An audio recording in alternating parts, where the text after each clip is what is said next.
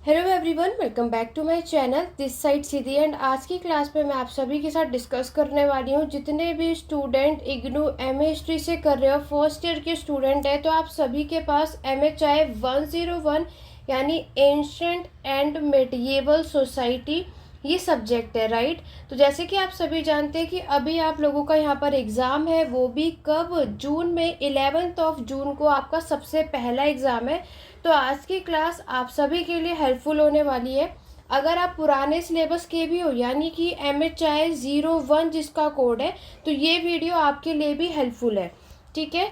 तो जैसे कि आप सभी जानते हैं कि इससे पहले ऑलरेडी मैं आपको ये वाली वीडियो में अपलोड कर चुकी हूँ, जिसमें मैंने आपको बताया कि 2016 से लेकर के 2023 तक अभी तक किस चैप्टर से किस तरीके के क्वेश्चंस पूछे गए थे। बट उस टाइम पर मैंने सिर्फ क्वेश्चन को डिस्कस किया था। आप लोगों की इतनी रिक्वेस्ट थी कि मैम इसका सॉल्यूशन भी बता दो कि अगर ये क्वेश्चन पूछा जाएगा तो हमें इसमें क्या क्या चीज़ें करनी है। तो यही वीडियो मैं आज की क्लास में आप सभी के साथ लेकर आई हूँ।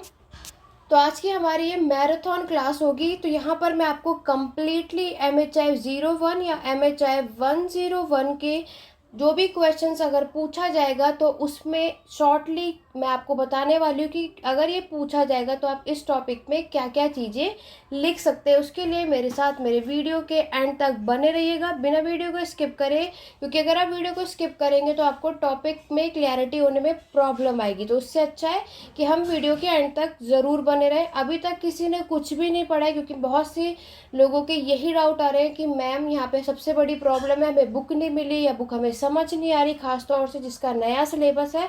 तो आपको यहाँ पर कोई भी परेशान होने की नीड नहीं है, क्योंकि इसका सॉल्यूशन आज की वीडियो में आप सभी को मिलने वाला है। तो चलिए अपनी आज की क्लास को स्टार्ट करते हैं। मेरे चैनल पे फर्स्ट टाइम आए तो चैनल सब्सक्राइब कर लो, बेल आइकन प्रेस कर लो, ताकि आगे आने वाली वीडियोस की नोटिफिकेशन और अपडेट आप सभी को मिलते रहे। तो यहाँ पर जैसे कि आपने देखा, सबसे पहला यूनिट फर्स्ट मैंने आपको बताया था जो कि था अर्ली ह्यूमन सोसाइटी। इस वाले चैप्टर से किस तरीके का क्वेश्चन आएगा और अगर आएगा तो क्या लिखना है उसके बारे में बात करते हैं।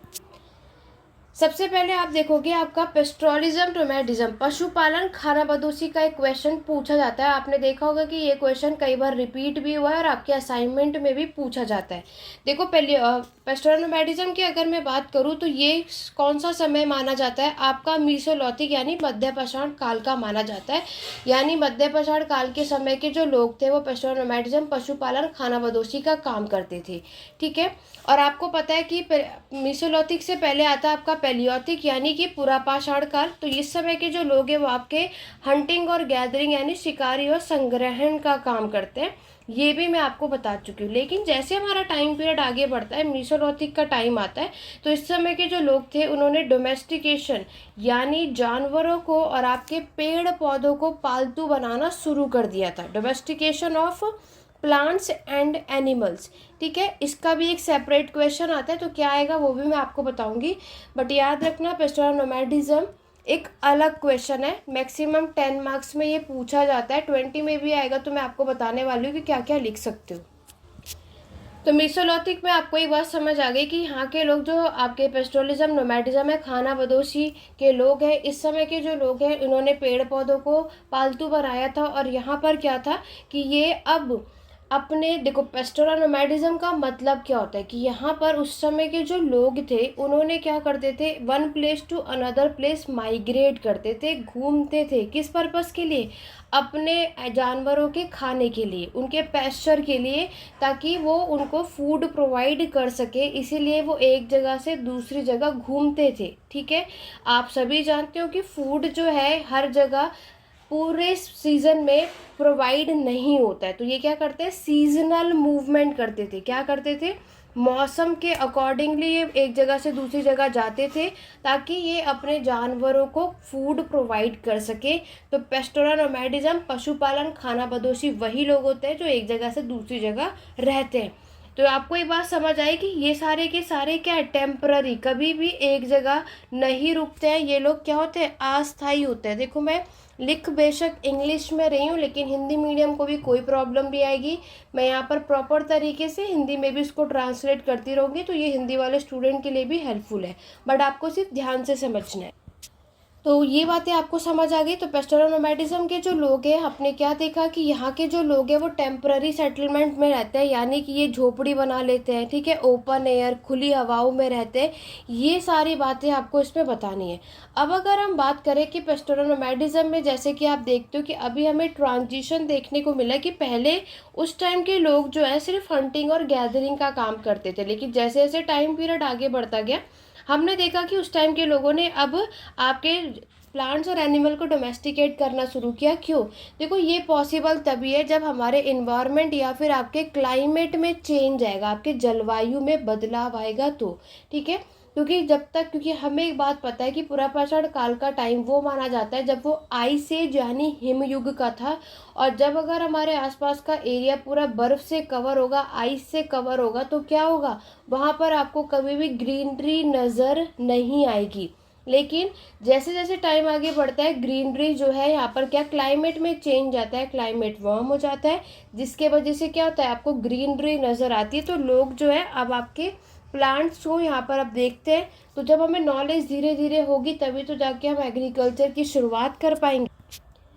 ओके, अब देखो, आपके इसी पेस्टोरल नोमैडिज्म में आपसे क्वेश्चन में ऐड ऑन करके पूछा जाता है इनकी सोसाइटी और इकोनॉमी, यानी कि इनके समाज और अर्थव्यवस्था के बारे में।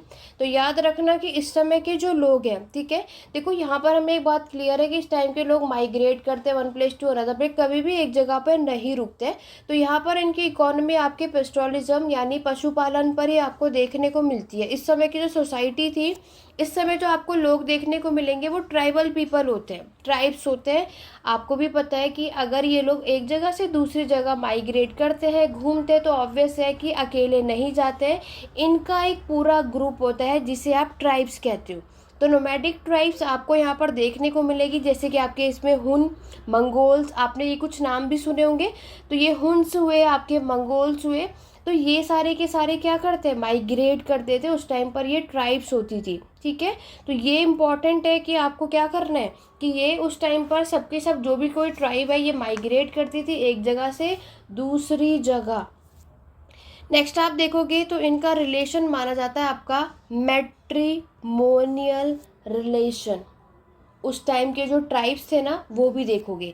साथ में ये भी बोला जाता है कि उस टाइम पर मोनोगैमी आपको नज़र आती है, ठीक है, लेकिन मोनोगैमी के साथ साथ कहीं कहीं पर क्या आपको पॉलीगैमी भी नज़र आती है, ठीक है। मतलब वही पुरानी बात है, जैसे कि किंग है, राजा के टाइम पर हम क्या देखते हैं कि हर महाराजा जो किंग होता है उसे क्या, मोनोगैमी, तो उनके लिए नहीं, उनके लिए पोनोगैमी होता है, यानी एक से ज़्यादा टाइम कि वो एक ही बार शादी कर सकता है। मोनोगैमी का क्या मतलब होता है कि आप एक ही बार शादी कर सकते हो, पॉलीगैमी मतलब एक से ज़्यादा बार हम कर सकते हैं। तो यहाँ पर क्या है कि हमें सोसाइटी में पेस्टोरल नोमैडिज्म के टाइम पर दोनों चीज़ें देखने को मिलती है। जो थोड़े से हाई ट्राइब्स होते थे, जो अपर लेवल के ट्राइब्स होते थे, वो पहले पॉलीगैमी आपको नज़र आएगा, बाकी कॉमन पीपल तो आपको पता ही है मोनोगैमी आपको नज़र आती है।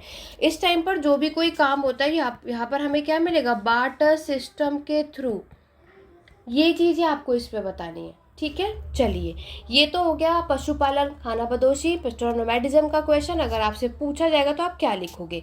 अब आपका एक क्वेश्चन आता है सोर्सेज यानी कि स्रोत, for the history of the history. देखो, ये जो चैप्टर है जो जिसका नया सिलेबस है उनके में तो यूनिट फर्स्ट में ही सब कवर है, लेकिन आप में से कुछ ऐसे स्टूडेंट होंगे जो पुराने सिलेबस के होंगे, आपकी बुक में ये यूनिट 5 है। अब आप में से कई स्टूडेंट का ये डाउट आता है कि मैम हमें सोर्सेज में क्या आर्कियोलॉजिकल लिटरेरी सोर्स के बारे में लिखना है। नहीं, आपको बताना है। देखो, ये भी क्वेश्चन अगर कभी आएगा तो 10 मार्क्स का आता है, इससे ऊपर कभी भी नहीं पूछा जाएगा। तो सोर्सेज की अगर मैं बात करूँ तो यहाँ पर आपको इसमें बताना है कि मानव की उत्पत्ति कैसे हुई, ओरिजिन ऑफ ह्यूमन,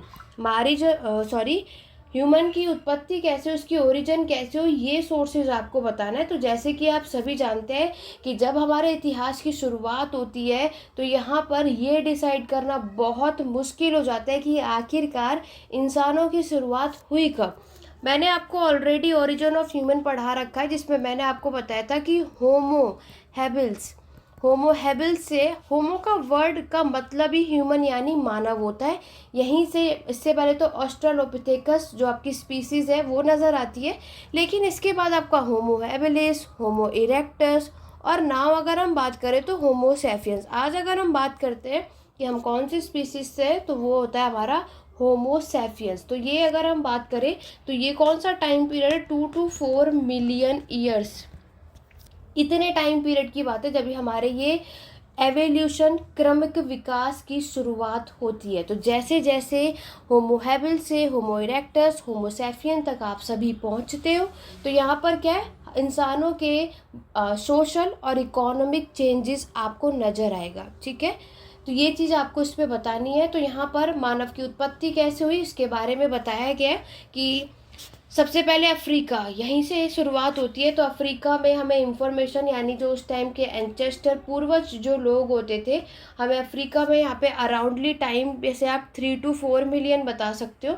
इतने ईयर अगो की पहले की बात है जब हमें होमोनिड्स देखने को मिलते हैं। होमोनिड्स के बाद आपका आता है ऑस्ट्रलोपिथेकस, और उसके बाद तो होमो हैबिल्स। तो ये पूरी चीज़ें मैंने कंटिन्यू कर दी है।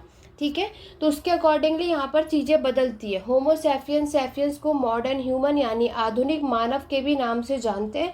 यानी कि ये वो समय जब लोग अपने 2 पैर और 2 हाथ, पहले क्या होते थे, एनिमल्स के 4 पैर होते थे ना, उनके हाथ नहीं होते थे ना, बस। लेकिन अब यहाँ पर होमो सैपियंस तक आते आते क्या हुआ कि जो ये पहले झुके हुए होते थे, अब क्या होते हैं, जो धीरे धीरे स्ट्रेट, पूरे जैसे इंसान आज पूरे सीधे खड़े होते हैं ना, बस ये चीज़ आपको यहाँ पर देखने को मिलती। तो जैसे जैसे स्पीसीज आगे बढ़ती गई, इन लोगों ने डिस्कवरी भी स्टार्ट करी। इन लोगों ने और क्या किया, आपके टूल्स का इन्वेंशन किया, जो आपके उपकरण है, आपके फायर का आविष्कार किया। ये सब हम पढ़ चुके हैं।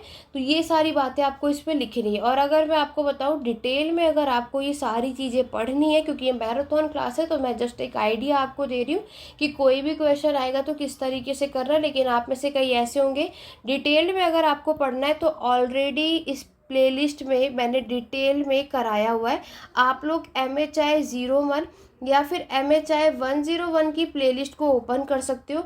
वहाँ पर आपको पैलियोथिक, मीसोलॉथिक, न्यूलॉथिक, ये सारी वीडियो सेपरेटली मिल जाएगी। तो ये डिटेल में मैंने उसमें पढ़ाया हुआ है। तो अगर जिसको पूरा डिटेल में करना, उस वीडियो को चेकआउट, ठीक है, तो उसमें डिटेल में बताया हुआ। आपके पास अभी भी टाइम है, आप देख सकते हो। अदरवाइज मैंने आपको इतना डिटेल में बता दिया है। चलिए, सोर्सेज भी अगर पूछा जाएगा तो क्या कर रहा है वो हमने देख लिया। नेक्स्ट क्वेश्चन की बात करते हैं। Right a note on the consequences of adoption of agriculture by the human. तो आपको इसमें क्या बताना है, जब मानव ने आपकी कृषि यानी कि एग्रीकल्चर को अडॉप्ट कर लिया था, तो उसका क्या नतीजा, उसका क्या परिणाम, उसका क्या कॉन्सिक्वेंसेज निकला है, ये आपको बताना है। तो ये सब में आपको किसके बारे में बताना है, न्यूलॉथिक यानी कि नवपाषाण काल के बारे में, या फिर जिसे आप न्यूलॉथिक रेवोल्यूशन के बारे में भी जानते हो। तो यहाँ पर आपको पता है न्यूलॉथिक रेवोल्यूशन पे भी सेपरेट वीडियो है, प्लेलिस्ट में चेकआउट कर लेना। बट मैं आपको फिर भी बता देती हूँ कि यहाँ पर इसके क्या क्या बदलाव आपको देखने को मिलते हैं। देखो, जब लोगों ने एग्रीकल्चर की शुरुआत करी, एग्रीकल्चर को अडॉप्ट किया, तो सबसे पहला काम कि जो वो टेम्पररी थे, अस्थायी थे, अब वो परमानेंट हो गए हैं। क्या हो चुके, अब वो स्थायी हो चुके। अब उन्होंने एक ही जगह घर बना लिया और एक ही जगह जाकर के सेटल हो गए। चलो, सेटल तो हो गए, एग्रीकल्चर कर रहे, खेती की शुरुआत करी, तो ऑब्वियस है कि वो अपने फसलों को, अपने अनाज को रखेंगे कहाँ। उसके लिए उन्होंने बर्तन यानी पोट्री बनाए, मिट्टी के बनाए थे सब। ठीक है, पोट्री बनाए। तो यहाँ पर याद रखना कि एक तो ये पोट्री आपके स्टोरेज के पर्पज़ से, और दूसरा कुकिंग के पर्पज़ से। खाना भी ये लोग अब बर्तनों में बनाते थे। नेक्स्ट अगर हम बात करें तो एग्रीकल्चर की शुरुआत हुई, तो न्यूलॉथिक हमारा एक ऐसा फेज है जब लोगों ने फायर का आविष्कार तो पैलियोथिक में हो चुका था, लेकिन उसका यूज़ करना नवपाषाण काल में सीखा था। तो यानी इस समय जो ये लोग फूड खाते हैं वो कुक्ड फूड खाते हैं। लेकिन वहीं अगर मैं आपके पैलियोथिक, मीसोलॉथिक के टाइम की बात करूँ, तो उस समय के लोग अनकुक्ड फूड खाते थे, कच्चा खाना खाते थे। इस समय ये, और देखो यहाँ पर एग्रीकल्चर आया तो टूल्स भी आपको डेवलप मिलेंगे। यानी इस समय जो टूल्स में भी बदलाव आए, टूल्स भी आप देखोगे कि आपको पॉलिश्ड टूल्स हमें देखने को मिलते हैं। ठीक है, पॉलिश टूल थे, शेप में थे, क्योंकि पहले अगर आपने पढ़ा है तो आपको पता है कि पहले क्या थे कि जो इनके टूल्स होते थे वो शेप में नहीं होते थे, अनपॉलिश्ड होते थे। लेकिन अब क्या है, एग्रीकल्चर के लिए जिस तरीके की टूल्स की रिक्वायरमेंट है वो सारी चीज़ें आपको यहाँ पर देखने को मिलती हैं। तो ये सब कुछ आपको इसमें लिखना है, ठीक है। बाकी और डिटेल में आप लोग अपने बुक से देखोगे तो ये सारी चीज़ें क्लियर हो जाएंगी। बट मैंने आपको बता दिया पॉइंट में कि यहाँ पर आप क्या क्या चीज़ें मेंशन कर सकते हो। और एग्रीकल्चर शुरू किया तो ऑब्वियस है डोमेस्टिकेशन, आपके एनिमल, जिसमें मैंने आपको बताया है ऑलरेडी, गोट, शेप, कैटल्स, ये वो एनिमल है जिसको इन्होंने डोमेस्टिकेट किया था और अपने एग्रीकल्चर के पर्पस के लिए यूज़ भी किया था। किसने? इंसानों ने, ठीक है। उस टाइम के जो मानव हैं उन्होंने किया था। चलिए आगे बढ़ते हैं। नेक्स्ट जो क्वेश्चन आया था, इकोनॉमी ऑफ पेस्टोनोमैटिज्म, तो ये मैं ऊपर ही बता चुकी हूँ, आपकी सोसाइटी और इकोनॉमी। तो पेस्टोनोमैटिज्म की जो अर्थव्यवस्था है वो आपके किस पे थी? आपके कैटल्स पे ही थी। आप सभी को पता है कि सबसे पहला जो एनिमल डोमेस्टिकेट किया गया था वो कौन था? डॉग, ठीक है। बाकी शिप, गोट, कैटल्स, ये तो बाद के एनिमल्स हैं। नेक्स्ट अगर हम बात करेंगे आपके न्यूलिथिक रेवोल्यूशन, आपके नवपाषाण क्रांति की, तो ये भी सेपरेटली क्वेश्चन आ जाता है। तो देखो इसमें जो भी चीज़ें मैंने आपको बताई कि नवपाषाण क्रांति के समय पर इनकी सामाजिक संरचना कैसी, ये आपको बताना है। तो यहाँ पर यही चीज़ आपको लिखना है कि ये लोग परमानेंट सेटल हो चुके थे, इन्होंने पोल्ट्री बनाने शुरू किया था। इस समय के लोगों ने वीविंग, बुनाई का काम भी किया था, क्योंकि यहाँ पर इनके पास जो है शिप होते थे। तो इस समय की जो वुमेन है वो वीविंग यानी बुनाई का काम भी करती थी। तो न्यूलिथिक पीरियड जो है, ये आपके नवपाषाण क्रांति है, ये चेंज हुआ कहाँ से? आज आप देखते हो कि लोगों ने हंटिंग गैदरिंग से हम कहाँ तक पहुँचे? आपके एग्रीकल्चर यानी नवपाषाण तक पहुँचे हो, जहाँ पर लोगों ने हंटिंग गैदरिंग करके जानवरों को डोमेस्टिकेट करके उसके बाद एग्रीकल्चर की शुरुआत करी। इसी एग्रीकल्चर के वजह से ये लोग एक जगह रुके। तो आपको पता है कि कभी भी हमें किसी के साथ रिलेशन बनाना है, ठीक है, फैमिली बनाना है, फ्रेंड्स बनाने हैं, तो उसके लिए सबसे पहले आपको एक जगह रहना पड़ेगा। अगर हम हमेशा घूमते ही रहेंगे तो कभी भी कोई किसी के साथ रिलेशन नहीं बना सकता, ये बात आपको भी पता है। तो सोशल स्ट्रक्चर में क्या हुआ कि जब यहाँ पे लोग परमानेंट सेटल हो गए तो अब आप देखोगे कि आपके नेबर्स हो गए, है ना, सबने अपने घर बनाने शुरू करे। तो यहाँ पर मैंने आपको क्या बताया कि फूड प्रोडक्शन, एग्रीकल्चर का काम यहाँ पर हुआ, पोल्ट्री बनाने का काम हुआ, वीविंग का काम करना शुरू किया, स्टोन और मेटल वर्क भी शुरू किया, कारपेंट्री का काम हुआ। इस तरीके के बहुत सारे काम आपको यहाँ पर देखने को मिलते हैं। देखो नवपाषाण क्रांति के समय की अगर मैं सोशल स्ट्रक्चर आपको बताऊं तो बहुत ही सिंपल सा और एकदम इक्वल, जिसे आप इक्विटेरियन सॉरी एग्रीटेरियन सोसाइटी यानी सबको बराबर की समानता सोसाइटी में देखने को मिलती है। मतलब इनइक्वालिटी नहीं थी, असमानता नहीं थी, समानता थी। क्यों? क्योंकि अभी यहाँ पर ही शुरुआत है, सोसाइटी अभी डेवलप हुई है। अभी आपका विलेज रूरल जो एरिया है वो डेवलप हुआ है, लोग अभी यहाँ पर सेटल होना स्टार्ट हुए हैं। जब हम यहाँ सेटल होंगे तब तो जाकर के सोसाइटी में इनइक्वालिटी नज़र आएगी। तो अभी तक स्टोन एज में कोई भी इनइक्वालिटी नहीं है, सब कुछ एक बराबर है, ठीक है।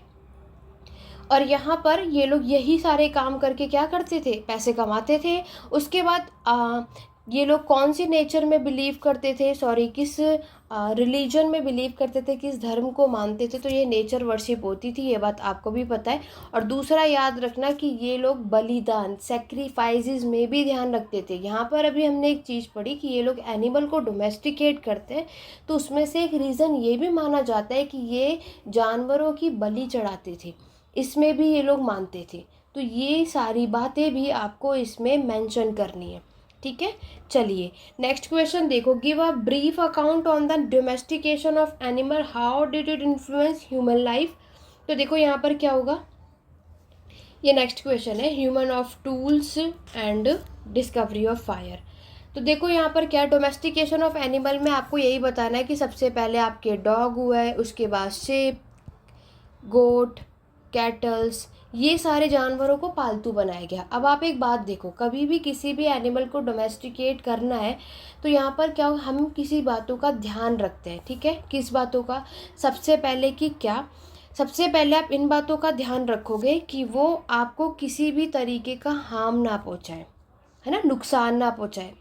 तो इसीलिए यहाँ पर जो इन्होंने डॉग, शेप, कैटल ये सारे एनिमल को डोमेस्टिकेट किया, तो उससे पहले इन लोगों ने सोचा भी तो होगा कि आखिरकार हमें किस एनिमल को रखना चाहिए, किसे नहीं।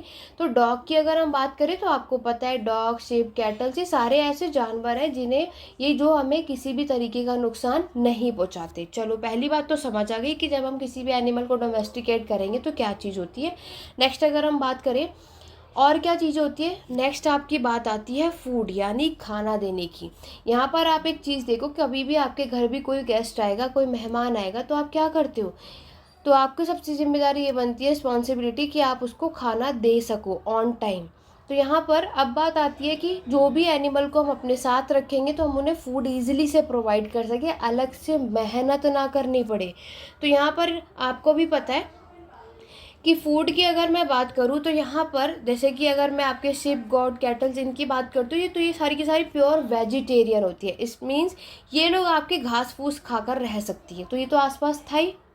और ये लोग माइग्रेट भी करते थे, तो इजीली ये इस जगह पे माइग्रेट करते थे, या ऐसी जगह जाकर ये सारे ट्राइब्स के जो मेंबर्स थे वहीं जाके रुकते थे जहाँ पे घास फूस होती थी, जहाँ पे ग्रीनरी होती थी, ताकि ये इनके जो एनिमल्स हैं उन्हें खाने को मिल सके। वहीं अगर मैं डॉग की बात करूँ तो डॉग को क्या खाना है, मीट खाना है। तो ये तो हमें भी पता है कि उस टाइम के जो लोग हैं वो ऑलरेडी नॉन वेजिटेरियन यानी मीट खाते थे। एनिमल का शिकार वो इसी पर्पस से करते थे, एक तो स्किन यानी कि कपड़े, उनकी जो स्किन होती थी वो वियर कर लेते थे क्योंकि बहुत ठंड हुआ करती थी, और दूसरा उन्हें खाने के लिए, तो मीट तो उन्हें ऐसे ही प्रोवाइड होता। तो आपने एक चीज़ देखी कि उन्होंने इस तरीके को जानवरों को पालतू बनाया जिसके लिए ईजिली से खाना उन्हें प्रोवाइड कर सके और अलग से मेहनत ना करनी पड़े कि हम अलग से उनके फूड के ढूंढने के लिए इधर उधर जा रहे हैं। नेक्स्ट क्या बात आती है कि यहाँ पर आपको पता है कि अभी ये लोग क्या कर रहे हैं, माइग्रेट कर रहे हैं। अभी ये लोग खुद ही एक जगह से दूसरी जगह घूम रहे हैं, तो यहाँ पर इनके खुद के रहने का ठिकाना नहीं है। तो हम अपने जानवरों को भी ऐसे कोई एनिमल हमें डोमेस्टिकेट करना है या पालतू बनाना है जिन्हें हम जो हमारे साथ ईजिली से एक जगह से दूसरी जगह माइग्रेट कर सके, उन्हें कहीं भी किसी भी तरीके से प्रॉब्लम ना आए। क्योंकि आप सभी जानते हो बहुत सारे एनिमल इस तरीके के होते हैं जो कि ठंड को सरवाइव नहीं कर पाते, चाहे गर्मी हो चाहे बारिश हो, है ना, बहुत इशू हो जाता है। कुछ ज़्यादा बड़े एनिमल भी नहीं होने चाहिए। तो हर एक चीज़ों का ध्यान रख कर तब जाकर इन्होंने एनिमल को डोमेस्टिकेट किया था। तो ये सारी बातें आपको इसमें बतानी है, और आप अपनी बुक में अगर डिटेल में देखेंगे तो हर एक चीज़ में यहाँ पर मेंशन है। डॉग का टाइम पीरियड है जो कि साउथ अफ्रीका में सबसे पहले डोमेस्टिकेट किया गया, कौन से टाइम पीरियड पे, कैटल, शिप, गॉट, ये सारी बातें। तो यहाँ पर एक पर्सन का नाम है सेंदूर बेक्वेनी। ये वो पर्सन है जिन्होंने बताया था, नाम याद रखना, सेंदूर बेक्वेनी। क्योंकि नाम क्यों बता रही हूँ, बहुत अच्छा इंपॉर्टेंट है, मैं पहले भी आपको बता चुकी हूँ। आंसर राइटिंग करना है तो हिस्टोरियन, स्कॉलर, फिलोसोफर, इन सब के नाम जितने याद हो सके बता दो, क्योंकि बात तो हमें पता है लेकिन ये बात कही किसने। आज जो ये मैं आपको बता रही हूँ कि डॉग को सबसे पहले डोमेस्टिकेट किया गया, उसके बाद शिप, कैटल, गॉट, इन सबको, तो ये बात भी तो हमें किसी ने ज़रूर बताई होगी। तो उन पर्सन का नाम क्या है, सेंडोर बेक्वेनी वो पर्सन है जिन्होंने बताया था कि सबसे पहले इन एनिमल को डोमेस्टिकेट किया गया, और ये सारी बातों को ध्यान में रखकर। क्लियर हो गया। चलिए नेक्स्ट अगर क्वेश्चन आपसे पूछा जाएगा, invention of tool and discovery of fire, तो ये बात आपको पता ही है। पैलियोथिक, पुरापाषाण काल, मध्यपाषाण काल और आपका नवपाषाण काल। पैलियोथिक, मेसोलिथिक, नियोलिथिक में आपको पता है इस समय जो टूल्स होते थे वो बहुत ही बड़े बड़े होते थे, लार्ज होते थे, हैवी होते थे, बहुत भारी होते थे, जिसको आप क्वेटिज के नाम से जानते हो। लेकिन जैसे जैसे आगे बढ़ा तो इसको आप माइक्रोलिथिक के नाम से जानते हो, क्योंकि लोगों ने जब फिशिंग यानी मछली को पकड़ना शुरू किया था तो उसके लिए इन्हें छोटे छोटे टूल्स, हथियारों की ज़रूरत थी, इसीलिए उन्होंने अपने औजारों को छोटा कर दिया, जिसको आप माइक्रोलिथिक टूल्स के नाम से जानते हो। और न्यूलिथिक मैंने आपको बता दिया, इस समय के जो टूल्स है वो अच्छे खासे पॉलिश में थे, शेप्ड में थे, जो कि इस टाइम के नहीं हुआ करते थे। ये सारी बातें आपको बतानी है। और दूसरा मैंने आपको बता ही दिया कि फायर यानी आग का आविष्कार पैलियोथिक, पुरापाषाण काल में हो चुका था, लेकिन इसका यूज़ करना लोगों ने न्यूलिथिक, नवपाषाण काल में सीखा था। ये सारी बातें बता रही। देखो क्वेश्चन नंबर जो 7th पॉइंट है, ये जो नए सिलेबस के स्टूडेंट है तो 10 मार्क्स का गलती से बाय चांस आ भी सकता है, अदरवाइज इतना इंपॉर्टेंट नहीं है, और पुराने सिलेबस में तो ये चीज़ पूछी नहीं जाती। नेक्स्ट है कॉन्सिक्वेंसेज ऑफ एग्रीकल्चर, तो ये सेम क्वेश्चन यही है जो मैंने अभी आपको ऊपर बताया था। कहाँ पे, जस्ट ये वाला। तो ये दोनों सेम ही क्वेश्चन है कि एग्रीकल्चर शुरू होने के वजह से क्या परिणाम निकलता है, तो ये सारी बातें आपको बतानी है। इसी के साथ हमारा जो ये अर्ली ह्यूमन सोसाइटी है या फिर जो आपका पैलियोथिक, मिसोलिथिक, न्यूलिथिक जो सोर्सेज है वो कंप्लीट होता है। तो अगर मैं बताऊं तो जो भी ओल्ड सिलेबस के स्टूडेंट इस वीडियो को देख रहे हैं तो अभी तक आपने ये 30 मार्क्स का मैंने आपको बता दिया है, और न्यू सिलेबस वालों के लिए ये वाला जो टॉपिक है 20 से 10 मार्क्स का होगा, इससे ऊपर का ये एग्ज़ाम में नहीं आएगा। ठीक है, तो चलिए दोनों की बात क्लियर हो गई, आगे बढ़ते हैं नेक्स्ट टॉपिक की तरफ जो कि हमारा ब्रोंज एज सिविलाइजेशन, कांस्य युग की सभ्यता। कांस्य युग की सभ्यता से रिलेटेड 2 चैप्टर्स हैं। सबसे पहले है ब्रोंज एज सिविलाइजेशन, ठीक है, यानी कांस्य युग की सभ्यता में पहले भी बता चुकी हूँ। इसमें आपका मेसोपोटामिया, ठीक है, जो कि सबसे पहली और सबसे ओल्डेस्ट सिविलाइजेशन मानी जाती है। फिर आपका आता है हड़प्पा, उसके बाद आपको मिस्र यानी कि इजिप्ट याद रखना है, और उसके बाद आपकी संग या फिर चाइना, चीन की सभ्यता, ये चारों याद रखनी है आपको। देखो अब क्या हुआ, स्टोन एज तो हमने कवर कर लिया, स्टोन एज हमारा ख़त्म हो चुका है, ब्रोंज एज की तरफ आ चुके हो। कॉपर एज आपके एग्ज़ाम के सिलेबस में नहीं है, इसलिए हम उसके बारे में बात नहीं करेंगे। तो यहाँ पर जब आपकी ये सारी सभ्यताएं, सारी सिविलाइजेशन जब सेटल हुई तो उसका कारण क्या था, मैं कई बार बता चुकी हूँ। एक तो आपका एग्रीकल्चर, कृषि शुरू होने की वजह से सभ्यता आपको मिलती है, और दूसरा आपको देखने को मिलता है कि ये सारे लोग क्यों, क्योंकि आपके मेटल्स, अगर हमारे मेटल्स अच्छे नहीं होते तो आज यहाँ तक आप नहीं पहुँचते। अब अगर हम बात करते हैं हमारी ये सारी सिविलाइजेशन अगर एक जगह सेटल तो हुई है, लेकिन उसके लिए इन्हें क्या चाहिए, फर्टाइल एरिया, ठीक है, क्या चाहिए इन्हें, फर्टाइल एरिया यानी एक उपजाऊ भूमि चाहिए। उसके लिए वो कहाँ मिलेगी, रिवर, यानी कि जहाँ पे आपकी आसपास में नदियाँ होंगी। तो आप सभी जानते हैं कि मेसोपोटामिया के पास आपकी कौन सी रिवर है, आपकी यूफ्रेट्स और टिग्रिस, यूफ्रेट्स और टिग्रिस। तो ये सभ्यता ये दोनों रिवर के पास सेटल हुई थी। हड़प्पा का सभी जानते हो, इंदस यानी सिंधु नदी। इजिप्ट का भी सबको पता है, नील या फिर नाइल। और इसका आपको पता है येलो रिवर यानी पीली नदी, जिसे आप हुआंग ही के नाम से भी जानते हो। तो बहुतों को हुआंग ही जो रिवर का नाम याद ना हो तो येलो रिवर, पीली नदी का नाम भी आप मेंशन कर सकते हो।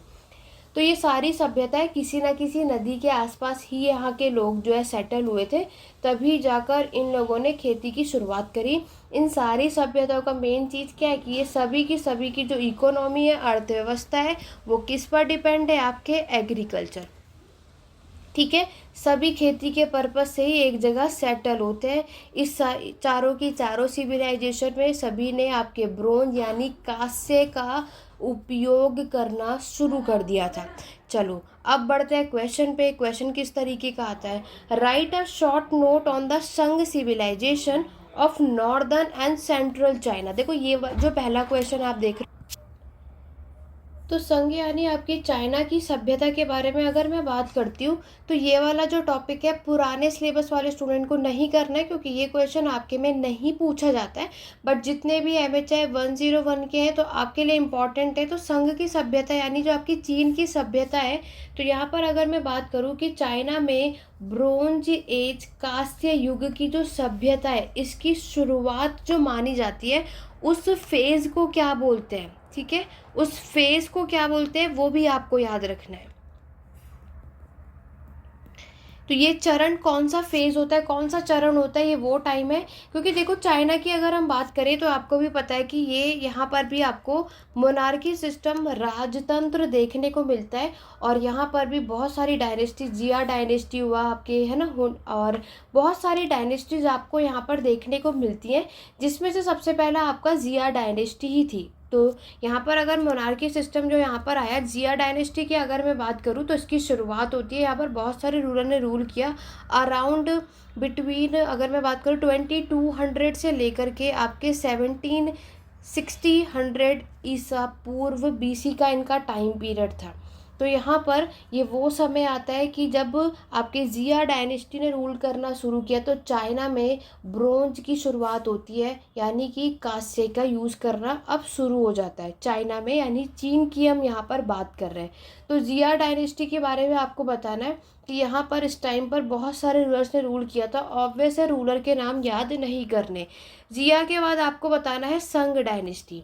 तो सांग डायनेस्टी ने भी यहाँ पर रूल किया और वो कंटिन्यू 1122 ईसा पूर्व तक इन्होंने यहाँ पर रूल किया था और बहुत सारे स्टेट को, राज्य को अपने कंट्रोल में बनाया था। ठीक है, उसके बाद अगर हम बात करते हैं तो संग डायनेस्टी आप देखोगे, ऐसा माना जाता है ये वो डायनेस्टी है कि इस समय के जो रूलर है उन्होंने बहुत अच्छा कंट्रीब्यूशन दिया था अपनी सभ्यता में, इसको बेस्ट सभ्यता, बेस्ट सिविलाइजेशन बनाने के लिए। और यहाँ पर हमें बहुत सारे रिटर्न रिकॉर्ड्स और आर्कियोलॉजिकल एविडेंस भी इससे रिगार्डिंग मिलते हैं। तो संग अगर हम बात करते हैं तो ये आपकी चाइना की सबसे दूसरी यानी सेकेंड डायनेस्टीज़ है, ये आपको याद रखना है। तो सबसे पहले आपने जिया डायनेस्टी देखा, उसके बाद संग डायनेस्टी देखा, और मैंने आपको बताया कि चाइना यानी संग डायनेस्टी जो थी, सिविलाइजेशन जो है ये आपके कौन से रिवर, येलो रिवर के पास जाकर के सेटल हुए थे, जिसे आप हुआंग हू या हुआंग ही कहीं पर भी ये चीज़ आपको मेंशन मिलेगी। ये लोग इस नदी के आसपास अगर आप देखोगे, इन लोगों का जो मेन क्रॉप्स जो फसल थी वो मिलेट्स माना जाता है। इनका जो मेन क्रॉप्स आप देखोगे, उसके बाद आप देखोगे राइस यानी चावल भी इन्होंने उगाने शुरू कर दिए थे। तो राइस फार्मिंग भी हमें यहाँ पर देखने को मिलती है। धीरे धीरे आपको यहाँ पर सिल्क भी देखने को मिलते हैं। तो ये सारी बातें आपको इसमें बतानी है, किसमें, आपके संघ की जगह पर। तो यहाँ पर बहुत सारे चाइना में अगर हम देखते हैं तो बहुत सारे रूलर्स ने रूल किया था और अपनी सभ्यता को अच्छा खासा मेंटेन किया था। और आज हम इससे रिगार्डिंग बहुत सारे रिटर्न रिकॉर्ड्स मिलते हैं, क्योंकि आपको पता है ब्रोंज सिविलाइजेशन, कांस्य युग की सभ्यता वो समय जब हमें यहाँ पर लिखित साक्ष्य भी यानी रिटर्न रिकॉर्ड्स भी मिलते हैं। ठीक है, तो ये सब कुछ आपको इस चाइना की सभ्यता में बताना है, क्योंकि बहुत सारे स्टूडेंट का मुझे यहाँ पर एक डाउट आया था कि मैम अगर हम चाइना की सभ्यता के बारे में बताना है तो क्या हमें सारी सिविलाइजेशन, सारी डायनेस्टीज़ को मेंशन करना है, रूलर्स तो ऐसा कुछ भी मेंशन नहीं करना है। आपको क्या मेंशन करना है वो मैंने आपको यहाँ पर बता दिया। क्लियर हो गया? चलिए नेक्स्ट क्वेश्चन की बात करते हैं। तो देखो संघ सभ्यता मैंने आपको बता दिया, जितने भी नए सिलेबस के अकॉर्डिंग लिए उनके एग्जाम के लिए इम्पोर्टेंट है, पुराने सिलेबस में ये क्वेश्चन नहीं पूछा जाता। नेक्स्ट क्वेश्चन है सोशल स्ट्रक्चर यानी सामाजिक संरचना। तो ये वाला क्वेश्चन नए और पुराने के लिए दोनों के लिए अच्छा क्वेश्चन है। सामाजिक संरचना बताना है, तो मैंने आपको पहले भी बताया था कि आपको कुछ भी क्वेश्चन पूछा जाए सोशल स्ट्रक्चर तो आपको मेसोपोटामिया, हड़प्पा, इजिप्ट और चाइना, इन चारों की सामाजिक संरचना के बारे में हमें बताना ही बताना। तो यहाँ पर जैसे कि आपने क्या देखा, अब हमारा ब्रोंज एज का वो टाइम है जब यहाँ पर लोग जो है वो सेटल हो चुके हैं और इस समय की जो सोसाइटी है वो पूरे तरीके से एग्रीकल्चर पर डिपेंड है। यहाँ के जितने भी लोग हैं, चाहे वो आपके हड़प्पा हुआ, मेसोपोटामिया, इजिप्ट, चाइना, कोई भी, सबके सब खेती यानी कृषि का काम करते हैं और इसी वजह से सारी सभ्यता आपकी हर एक रिवर के पास जा कर के सेटल हुई है। तो सभ्यता का सबसे पहले मेसोपोटामिया की बात करें तो सबसे पहले मेसोपोटामिया की जो सभ्यता है, इसका जो इन्फ्लुएंस है, इसका जो प्रभाव है, आपको वेस्ट एशिया में देखने को मिलता है। ये पहली ऐसी अर्बन सोसाइटी है जहाँ पर आपको बहुत सारी टेक्नोलॉजी का इनोवेशन देखने को मिलता है। ठीक है, दूसरी चीज़, उस टाइम पे ना प्राइवेट प्रॉपर्टी नहीं मिलेगी। प्राइवेट प्रॉपर्टी आपको पता है ना, private property in agriculture land, यानी किसी की भी उस टाइम पे एग्रीकल्चर लैंड जो कोई भी प्राइवेटली नहीं खरीद सकता था उसमें, क्योंकि ये चीज़ उस समय डेवलप हुई ही नहीं थी। अगर यहाँ पर आज किसी को भी एग्रीकल्चर का ओनर बनाया है तो वो ओनर तो होगा, लेकिन उस लैंड पर कंट्रोल स्टेट, राज्य का ही होगा, उस पर अधिकार उस इंसान का नहीं होगा जो उसको ओनर बनाया गया। याद रखना, घर आपका ही होगा, क्योंकि मैंने आपको क्या बताया, प्राइवेट प्रॉपर्टी उस टाइम पर डेवलप नहीं हुई थी, ये बात आपको याद रखना है। तो सबसे पहले आप देखोगे कि इन्होंने अपना कंट्रोल रूरल कम्युनिटीज़ पे बनाया था। धीरे धीरे इसका पूरा जो कि और कंट्रोल एक्चुअल में स्टेट, राज्य का ही होता है। ठीक है, यहाँ पर जो लैंड होगी, जो भूमि होगी, अब चाहे वो एग्रीकल्चर के पर्पस से यूज़ कर रहे हो, पेस्टोरिज्म के बेस पर यूज़ कर रहे हो या किसी अदर एक्टिविटीज़ के लिए यूज़ कर रहे हो, लेकिन कंट्रोल राज्य का ही होगा यहाँ पर, जो भी उस टाइम पर होंगे। कोई भी पैलेस, फिर धीरे धीरे आपकी सभ्यताएं बनी है ना, किंग मोनार्की सिस्टम है। आप सभी को पता है सिर्फ हड़प्पा को छोड़ के बाकी की 3 सभ्यता में मोनार्की यानी राजतंत्र मिलता है, हड़प्पा में नहीं मिलता है देखने को। ठीक है, तो मेसोपोटामिया में भी आप देखोगे कि देखो, अगर मैं मेसोपोटामिया की बात करूँ या आपके इजिप्ट चाइना की, तो स्टार्टिंग में भी यहाँ पर भी मोनार्की था नहीं। यहाँ पर क्या था, आपके प्रिस्ट का रूल था, एरिस्टोक्रेट्स रूल करते थे। मेसोपोटामिया में सुमेरियन सबसे पहले यहाँ पर रूल करते हैं। ठीक है, मेसोपोटामिया का डिटेल में अगर आपको पढ़ना है तो वो भी वीडियो आपको प्लेलिस्ट में मिल जाएगी, जाकर देख लेना। तो यहाँ पर ये लोग क्या करते हैं, बहुत से गॉड में बिलीव करते हैं। ठीक है, किंग की सबसे पावरफुल यहाँ पर रूल करते थे, ये आप बता सकते हो। सुमेरियन के लोगों ने यहाँ पे राइटिंग का यूज़ किया था। मेसोपोटामिया में जो राइटिंग का यूज़ हुआ उसे हम क्यूनिफॉर्म राइटिंग के नाम से जानते हैं। तो यहाँ पर इन्होंने हर एक चीज़ इसमें मेंशन करी कि उस टाइम पर जो रूलर्स होते थे किस तरीके के टैक्सेस लेते थे, किस तरीके की सारी चीज़ें, किसने कितने आवर्स तक काम किया था, किस वर्कर ने, ये सारी बातें इन लोगों ने यहाँ पर मेंशन कर रखी है। ठीक है, इसी तरीके से आपके इजिप्ट के बारे में भी आप बता सकते हो कि इजिप्ट का नाम आते ही सबके माइंड में पता होता है पिरामिड। ठीक है, और यहाँ पे जो रूलर होते हैं उन्हें क्या बुलाया जाता है, आपके पारो। यस, तो पारो बुलाया जाता है जितने भी इजिप्ट में होते हैं। तो पिरामिड में यहाँ पर आपको पता है कि जो पिरामिड बनते थे वो सिर्फ रूलर के होते थे, कॉमन पीपल के नहीं बनाए जाते थे। पिरामिड अगर मैं बात करूँ ओल्ड किंगडम में जो आपको पुराना साम्राज्य होता था, वो एक सबसे बड़ा स्ट्रक्चर माना जाता था। ठीक है, तो यहाँ पर उस टाइम पर एक बड़ा ग्रेट पिरामिड बिल्ट भी कराया गया था। उस टाइम पर बहुत ही बड़ा ब्लॉक होता था और उसी के वजह से कम 1 लाख लोग एम्प्लॉयड थे, क्योंकि वो सारे लोगों को यही काम में लगवा दिया गया था। और यहाँ पर कम से कम 10,000 मैन जो है वो 18 साल के हुआ करते थे जो इसमें काम करते थे। ठीक है, ये सारी बातें बतानी है। हड़प्पा के बारे में किसको नहीं पता, सभी को पता है। हड़प्पा के बारे में टाउन प्लानिंग, सोशल स्ट्रक्चर सब कुछ बता सकते हो कि इस टाइम के जो हाउसेस बनते थे, जो घर होते थे, वो आपके बर्न्ट ब्रिक्स यानी पकी हुई ईंटों के बनते थे। टाउन प्लानिंग आप बता सकते हो कि आपको यहाँ पर सिटाडेल देखने को मिलता है, लोअर टाउन देखने को मिलता है। ये सब पे डिटेल में वीडियो प्लेलिस्ट में है, आप लोग वहाँ पर पढ़ सकते हो क्योंकि ये हमने ऑलरेडी कई बार किया हुआ है।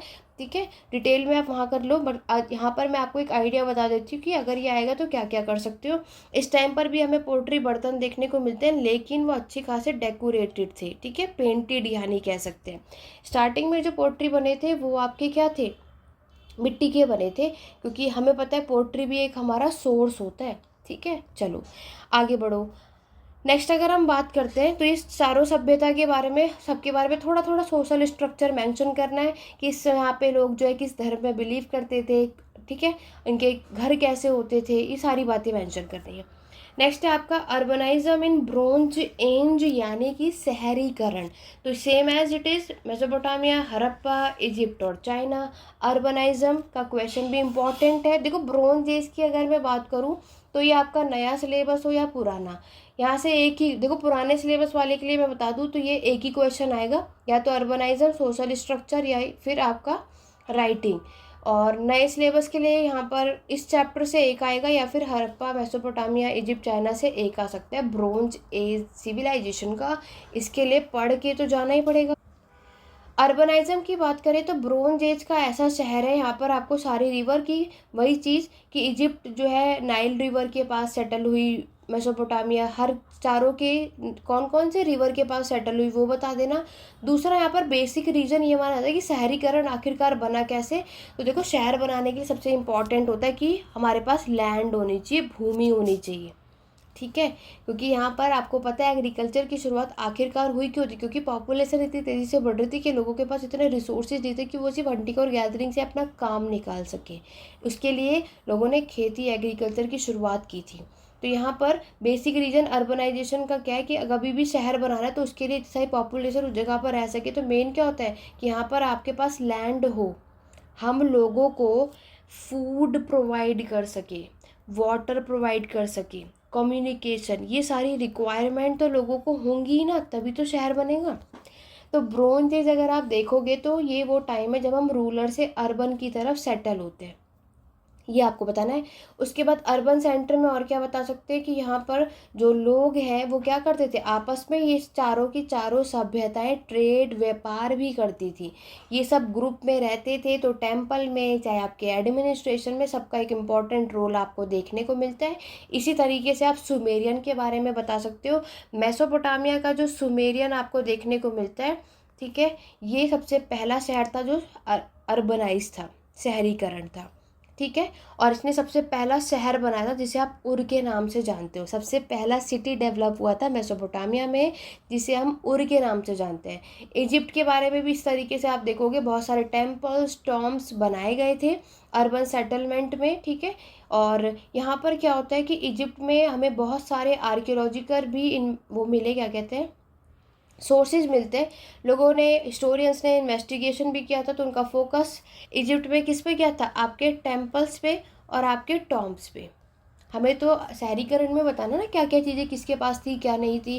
क्लाइमेट कंडीशन का सबसे ज़्यादा देखो इंपॉर्टेंट रोल है। क्लाइमेट कंडीशन अच्छी रहेगी तो सभ्यता में अच्छी खासी ग्रोथ आती है। अगर और अदरवाइज ये सारी सभ्यताएं किस तरीके से डिक्लाइन हुई थी, बहुत सारी तो मिस्टीरियस ही हैं, ठीक है, यहाँ पे कंट्रोवर्सी है, लेकिन अदरवाइज नेचुरल कैलमिटीज़ ही मेन रीज़न माना जाता है कि अर्थक्वेक आ गया, फ्लड आ गया, ड्रॉट हो गया, सूखा पड़ गया, ये सारे कारण माने जाते हैं जिसकी वजह से सारी सभ्यताएं क्या हो जाती है, डिक्लाइन हो जाती है। इसी तरीके से आप हड़प्पा के बारे में अर्बनाइजेशन बता सकते हो कि हड़प्पा में स्क्रिप्ट का यूज़ यहाँ पर किया गया था। हड़प्पा के जो लोग हैं हमें यहाँ पर स्क्रिप्चर्स मूर्तियाँ भी मिली थी, जिसमें जैसे कि आप मोहनजोदारो में आप देखते हो ना, बियर्ड मैन की हमें एक मूर्ति मिलती है, वो आप बता सकते हो। हड़प्पा में भी स्टोन के स्टैचूज हमें मिलते हैं, वो आप बता सकते हो। ब्रोन डांसिंग गर्ल भी मिला था, वो हम मेंशन कर सकते हैं। यहाँ पर ये लोग आइवोरी, जो हाथी के दांत होते थे उस पर ये लोग काम करते थे, पोट्री बनाते थे। बर्तनों में जो इन्होंने पेंट किया था रेड और ब्लैक कलर का किया था, वो आपको बताना है। तो अर्बनाइजेशन में ये सारी चीज़ें मेंशन करते हैं। मोहनजोदारो में भी हमें 700 से ज़्यादा कुएं यानी वेल्स मिलते हैं। इससे हमें बात समझ आती है उस टाइम के में हर एक घर के पास कुएं यानी वेल्स होते ही होंगे, ठीक है। चाइना के लोग भी अगर हम बात करें तो ये सबसे एडवांस्ड सभ्यता है, ये आपको पता ही है। आज जैसे आज हम मॉडर्न टाइम में अगर हम बात करते हैं तो चाइना भी आपकी इस तरीके की है कि सबसे एडवांस चलती है। उस पर ऐसी ऐसी चीज़ें होती है जो और जगहों पर हमें नहीं मिलती। सेम एज इट इज़ आपके चाइना के पास भी उस टाइम पर था, ठीक है। वो लोग अपने सब कुछ ज़्यादा अच्छी खासी डेवलप थी चाइना की। अगर हम बात करें, चाइना के जो लोग थे जो ट्रेड करते थे वो आपके सिल्क रूट से करते थे, ठीक है। ये सारी चीज़ें बतानी है। उसके बाद नेक्स्ट क्वेश्चन है, ये भी सेम चैप्टर है, पैटर्न ऑफ ट्रेड। तो देखो रोल, अगर हम ट्रेड की बात करें तो इम्पॉर्टेंट मैंने आपको क्या बताया, चारों सभ्यता एक दूसरे के साथ व्यापार करते थे। अब बात करते हैं हम व्यापार कभी भी किसी के साथ क्यों करते हैं, क्योंकि कोई भी चीज़ अगर हमारे पास नहीं तो सामने वाले पे होगी, इसलिए हम ले रहे हैं। सामने वाले पे नहीं होगी तो उसके अगले वाले पे होगी, इसलिए हम सब एक दूसरे के साथ ट्रेड करते हैं। तो यहाँ पर इन लोगों ने अब ट्रेड करना स्टार्ट कर दिया था, ठीक है। क्योंकि कभी भी क्या होता है कि अगर हमारे पास ज़रूरत से ज़्यादा चीज़ें हैं, अगर हम उसे स्टोर करके भी रख रहे हैं, फ्यूचर के लिए हमने बचा लिया, अभी भी हमारे पास बचा है, तो हम क्या करेंगे उसे रख कर। इससे अच्छा है कि हम सामने वाले की ज़रूरत पूरी कर सकते हैं। या फिर कुछ ऐसी चीज़ें होंगी कि यहाँ पर क्या होगा कि सामने वाले को ज़रूरत होगा। तो पैटर्न ऑफ ट्रेड में क्या समझ आता है कि उस टाइम पर जो ट्रेड होता था वो होता था आपका बार्टर सिस्टम। सब एक दूसरे की ज़रूरतों को पूरी करते थे, गुड्स की बदले गुड्स को एक्सचेंज किया जाता था, ठीक है। मेसोपोटामिया से सब क्या लेते थे, वुड्स यानी लकड़ियाँ। इजिप्ट से भी सेम। आपको भी पता है लकड़ियाँ जो है वो अलग अलग तरीके की होती है ना, बहुत सारी, जैसे देवदार आपकी होती है, साल ट्री का। तो ये सारी लकड़ियाँ लोग, टिम्बर हुआ, तो ये सबकी वुड अलग होती है। कितनी एक्सपेंसिव हो, जितनी अच्छी लकड़ी होती है उतनी अच्छी एक्सपेंसिव भी होता है। हड़प्पा से अगर हम बात करें तो आपको भी पता है यहाँ से प्रीशियस स्टोन लिया जाता था, ठीक है। और मेसोपोटामिया की अगर मैं बात करूँ तो यहाँ पर आपको पता है कि व्हील का इन्वेंशन मेसोपोटामिया में हुआ था, चाइना में नहीं हुआ। जैसे चाइना के लोग जो है वो व्हील, अगर, क्योंकि चाइना में व्हील का आविष्कार हुआ ही नहीं था, इन्वेंशन हुआ ही नहीं था, इस वजह से चाइना के जो लोग हैं वो मेसोपोटामिया से व्हील ये लेते थे। ट्रेड में आप बता सकते हो कि ये लोग अपना जो, इनका जो ट्रेड का लिंक था कौन से रूट से था। तो हड़प्पा के अगर आप देखोगे तो हड़प्पा के पास, अभी हमने पढ़ा कि उसके पास सिंधु नदी है, इंदस रिवर है। तो यहाँ पर उसका जो ट्रेड लिंक आपसे बनता था वेस्ट एशिया के साथ बनता था, ठीक है। तो आप इसमें ट्रेड का जो रूट होता है वो हम बता सकते हैं। सुमेरियन की अगर हम बात करें तो ये लोग ओमान से आते थे, ठीक है। एक्सपोर्ट इंपोर्ट ये लोग क्या क्या करते थे क्या नहीं, ये सारी चीज़ें आप रोल ऑफ ट्रेड में मेंशन कर सकते हो। चलो आगे बढ़ते हैं। देखो ये वाला जो दोनों चैप्टर है, ये जो टॉपिक है, ये दोनों इस वाले चैप्टर के नहीं है, ये पी लास्ट के कुछ ब्लॉक्स हैं, तो ये हम तभी बात करेंगे। आगे बढ़ते हैं। नेक्स्ट क्वेश्चन देखो। नेक्स्ट आपका है कि राइटिंग के ऊपर है, तो आपको चारों की चारों सभ्यता में बताना है कि कौन सी सब सिविलाइजेशन के लोग जो है, क्योंकि देखो यहाँ पर हमें हर एक जगह पे राइटिंग के एविडेंस देखने को मिलते हैं। मैंने आपको बताया कि मेसोपोटामिया के जो लोग हैं उन्होंने क्यूनिफॉर्म राइटिंग का यूज़ किया था। हड़प्पा का तो आपको पता है यूज़ तो किया था, स्क्रिप्ट तो मिली थी, बट आज तक हम उसे पढ़ नहीं पाए, वो अनडेसिफर है। इजिप्ट में या चाइना की अगर बात करें, इजिप्ट की अगर आप देखोगे तो उन्होंने टोर्टोइस शेल पे लिखा था। इस तरीके के आपको बताना है कि किसने कहाँ पर क्या क्या चीज़ें यूज़ करी और ये लोग लिखते क्या थे। अब देखो ये मैं आपको बता देती हूँ, ये लोग राइटिंग के थ्रू ये चीज़ें बताते थे कि किस भी मान लो ना, हमें यहाँ पर इनका टैब वो मिलता है, टैबलेट। तो उस टैबलेट में ये लोग ना अपनी राइटिंग में, जो भी इनकी राइटिंग होती होगी, उसमें ये लोग मेंशन करते हैं। अगर मैं टोर्टोइस सॉइल हो गया, ये चाइना का था। इजिप्ट की अगर मैं बात करूँ तो ये हेरोग्लिम्सिम आपकी जो राइटिंग होती है ना, ये राइटिंग आपको मिलती है। तो ये राइटिंग तो ये लोग यूज़ करते थे। तो यहाँ पर ये लोग का ये आपका टैबलेट है, टैबलेट में ये लोग सारी चीज़ें मेंशन करते थे कि किसी भी लेबर ने, किसी भी फार्मर किसानों ने कितने घंटे काम करा है और हमने उसे कितनी सैलरी देनी है। तो टैबलेट भी अलग अलग होती है। जैसे आज हमारे टाइम में कॉइन्स होते हैं ना, 1 रुपी, 2 रुपी, 5 रुपी, 10 रुपी।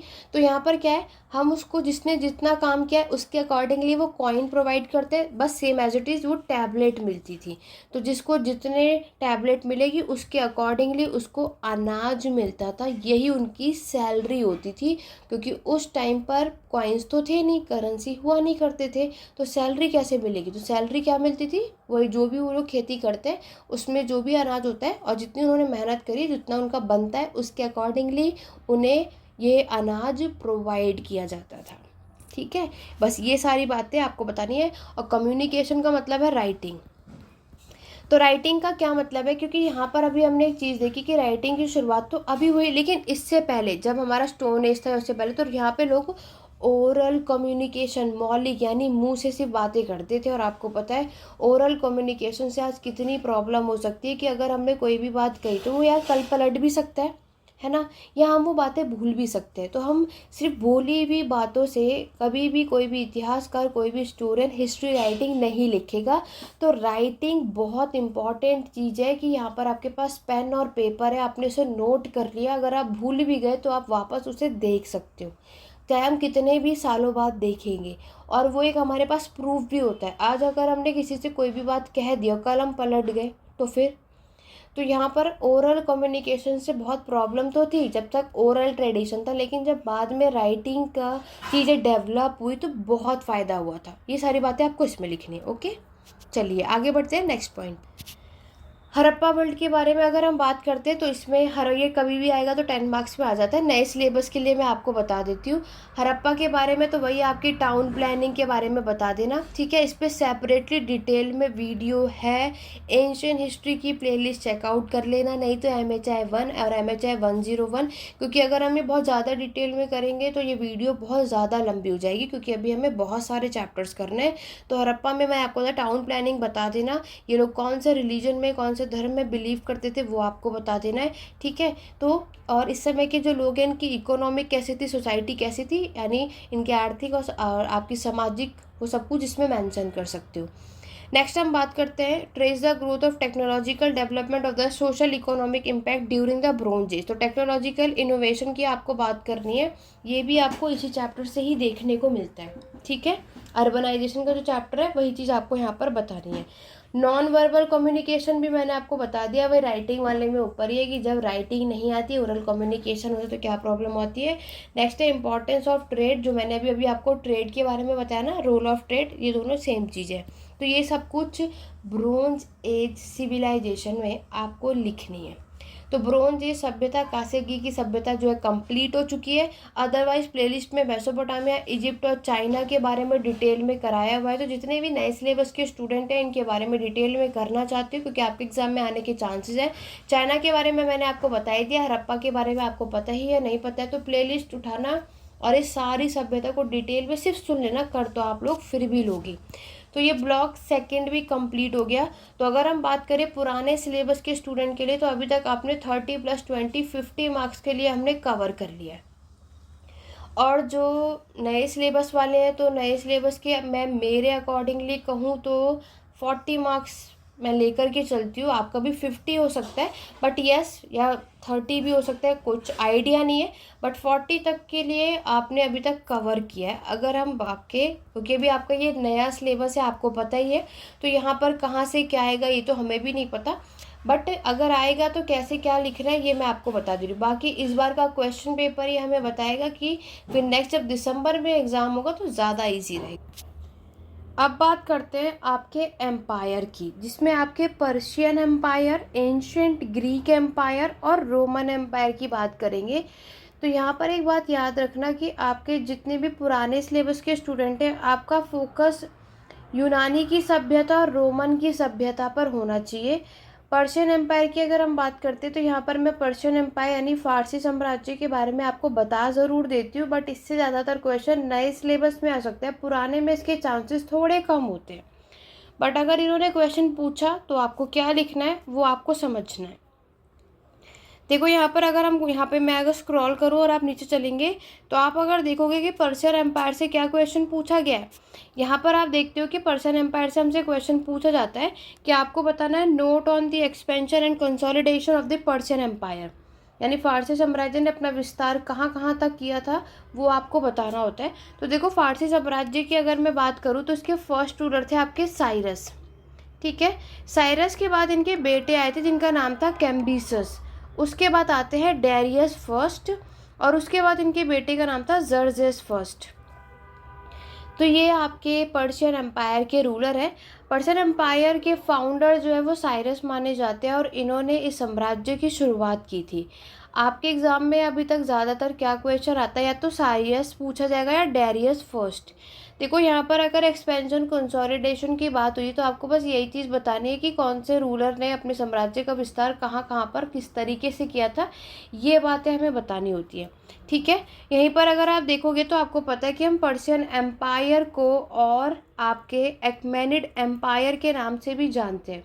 और ये सबसे अभी तक का बड़ा ह्यूज एम्पायर था जिसने अपना कंट्रोल वेस्ट एशिया तक बनाया हुआ था। ठीक है, फ्रॉम वेस्ट एशिया से आपके इंडस रिवर से लेकर के मेडिटेरियन सी तक इन्होंने अपना कंट्रोल बना रखा था, ये आपको याद रखना है। और साइरस द ग्रेट जो मैंने आपको फाउंडर बताए वो आपको याद रखने हैं। इस पर्शियन एम्पायर में सबसे ज़्यादा जो पावरफुल रूलर हैं वो थे आपके साइरस और डेरियस फर्स्ट। ठीक है, और साइरस फर्स्ट की अगर हम बात करते हैं तो 6 सेंचुरी ईसा पूर्व यानी 6 सेंचुरी बीसी की अगर हम बात करें, साइरस द ग्रेट ने अपना जो कंट्रोल है मैक्सिमम जगह पर बना लिया था। ठीक है, और यहाँ पर अगर हम बात करें तो बहुत सारी जगह लाइक आपका लीदिया हुआ, एनातोलिया हुआ, है ना, इजिप्ट हुआ, बहुत सारी जगहों को इन्होंने कॉन्कर कर लिया था साइरस ने। उसके बाद साइरस की डेथ हो जाती है 529 ईसा पूर्व में।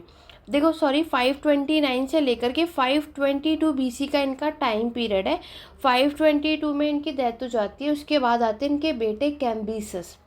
ठीक है, साइरस ने तो अपने समय पर बहुत ज़्यादा ही अपने साम्राज्य का विस्तार किया था, लेकिन अगर मैं बात करूँ उनके बेटे जिनका नाम मैंने आपको बताया था कैम्बिसस, तो कैम्बिसस ने अपना जो क्या कहते हैं इनका जो टाइम पीरियड है यहाँ पर आप देखोगे बहुत ही कम समय तक ये थे। तो कैम्बिसस की अगर मैं टाइम पीरियड की बात करूँ तो ये भी अपने टाइम पीरियड में सिर्फ इजिप्ट तक ही इन्होंने अपना कंट्रोल बनाया था। सिर्फ अपने टाइम पीरियड में इजिप्ट तक ही अपना कंट्रोल बना सकते हैं। अगर हम सबसे पहले साइरस की अगर मैं बात करती हूँ, ठीक है, देखो कैम्बिसस की अगर हम बात करें 529 से 522 ये 5 साल तक इन्होंने रूल किया था। अच्छा, मैंने आप सभी को ये साइरस में लिखवाया ना, तो उसको करेक्ट कर लेना। साइरस का टाइम पीरियड 546 बीसी का है। ठीक है, 529 तक इसको सभी टाइम पीरियड करेक्ट कर लेना। मैंने अभी आपको जो टाइम पीरियड साइरस का बताया था वो कैम्बिसस का है, क्योंकि कैम्बिसस ने कम समय तक रूल किया था। उसके बाद उनकी डेथ हो जाती है और उस टाइम पीरियड तक ये सिर्फ इजिप्ट को ही अपने कंट्रोल में ले पाते हैं। फिर आते हैं आपके नेक्स्ट रूलर जिसका नाम है डेरियस फर्स्ट। तो डेरियस फर्स्ट की अगर हम बात करें तो ये, अगर हम पर्शियन एम्पायर में सबसे ज़्यादा जो पावरफुल रूलर थे, पहले तो डेरियस फर्स्ट आते हैं और दूसरे नंबर पे आपके साइरस आते हैं। डेरियस फर्स्ट ने भी बहुत ज़्यादा कह सकते हैं अपने टाइम पर बहुत अच्छा एक्सपेंशन विस्तार किया था। पर्शियन और ग्रीक साम्राज्य में आपको पता है कि यहाँ पर इनकी लड़ाई हुई थी, याद है सभी को। तो यहाँ पर क्या होता है कि डेरियस जो है इसका बहुत सारी जगहों को कॉन्कर कर लिया, evenly north direction, west direction सबको कंट्रोल में कर लिया था। अब डेरियस का ध्यान था ग्रीक पे। अब वो इस ग्रीक को कॉन्कर करना चाहते थे बट वो कर नहीं पाए, ठीक है। उसी टाइम पर इनकी डेथ हो जाती है। फिर आते हैं इनके बेटे जिनका नाम था जर्जेस फर्स्ट। तो जर्जेस फर्स्ट ने क्या किया, जो इनके फादर जिस काम को पूरा नहीं कर पाए तो वो ये पूरा करने में लग गए। तो जॉर्जेस फर्स्ट ने जब यहाँ पर ग्रीक को वापस से कॉन्कर करने के लिए वॉर स्टार्ट किया, उससे पहले इन्होंने क्या किया, सारी चीज़ें सही करी। लाइक इन्होंने ब्रिज को सही करवाया, रोड सब कुछ रिकन्स्ट्रक्ट करवाया, है ना, सब कुछ प्रॉपर कराया ताकि कोई भी वॉर में किसी भी तरीके की प्रॉब्लम ना आए। तो यहाँ पर क्या होता है कि आपके अच्छा खासा जर्जेस भी ग्रीक एम्पायर से इनकी लड़ाई चढ़ती है। याद होगा कि ग्रीक में हमारे दो तरीके के लोग होते हैं, एथेंस और स्पार्टा। इनके साथ पर्शियन का वॉर चल रहा होता है, बट एट द एंड आपको पता है कि पर्शियन एम्पायर इसमें हार जाते हैं और ग्रीक साम्राज्य जीत जाता है। तो पर्शियन अपना विस्तार तो यहीं तक ही कर पाए, इसके बाद जितना भी विस्तार किया था अब ग्रीक जीत जाते हैं, ग्रीक को पूरा पर्शियन एम्पायर मिल जाता है। तो यानी कि अब कौन पावरफुल बन गया, आपके ग्रीक। वरना एट द एंड अगर हम बात करेंगे तो अलेक्जेंडर द ग्रेट ने सारी एम्पायर को एट द एंड कॉन्कर कर लिया था। तो ये भी ऐसा यहाँ पर बताया जाता है। तो ये सब कुछ आपको इसमें मेंशन करना है, ठीक है। अगर आपके एग्जाम में पर्शियन एम्पायर आया और आप इसके बारे में बताना चाहते हैं तो। अब बात करते हैं आपके ग्रीक और रोमन एम्पायर की। देखो ग्रीक और रोमन एम्पायर तो बहुत इंपॉर्टेंट है। यहाँ पर देखो स्लेव्स की मैं अगर बात करूँ तो स्लेव्स के बारे में ऑलरेडी मैंने आपको पढ़ा दिया है, ठीक है। तो चैनल पर जाकर के देख सकते हो, नहीं तो MHI 01 की प्लेलिस्ट में और MHI 101 दोनों की सेपरेट प्लेलिस्ट है, उसको ओपन करोगे तो ग्रीक और रोमन का डिटेल में मैंने पढ़ाया, तो वहाँ से आप उसको देख लेना, ठीक है।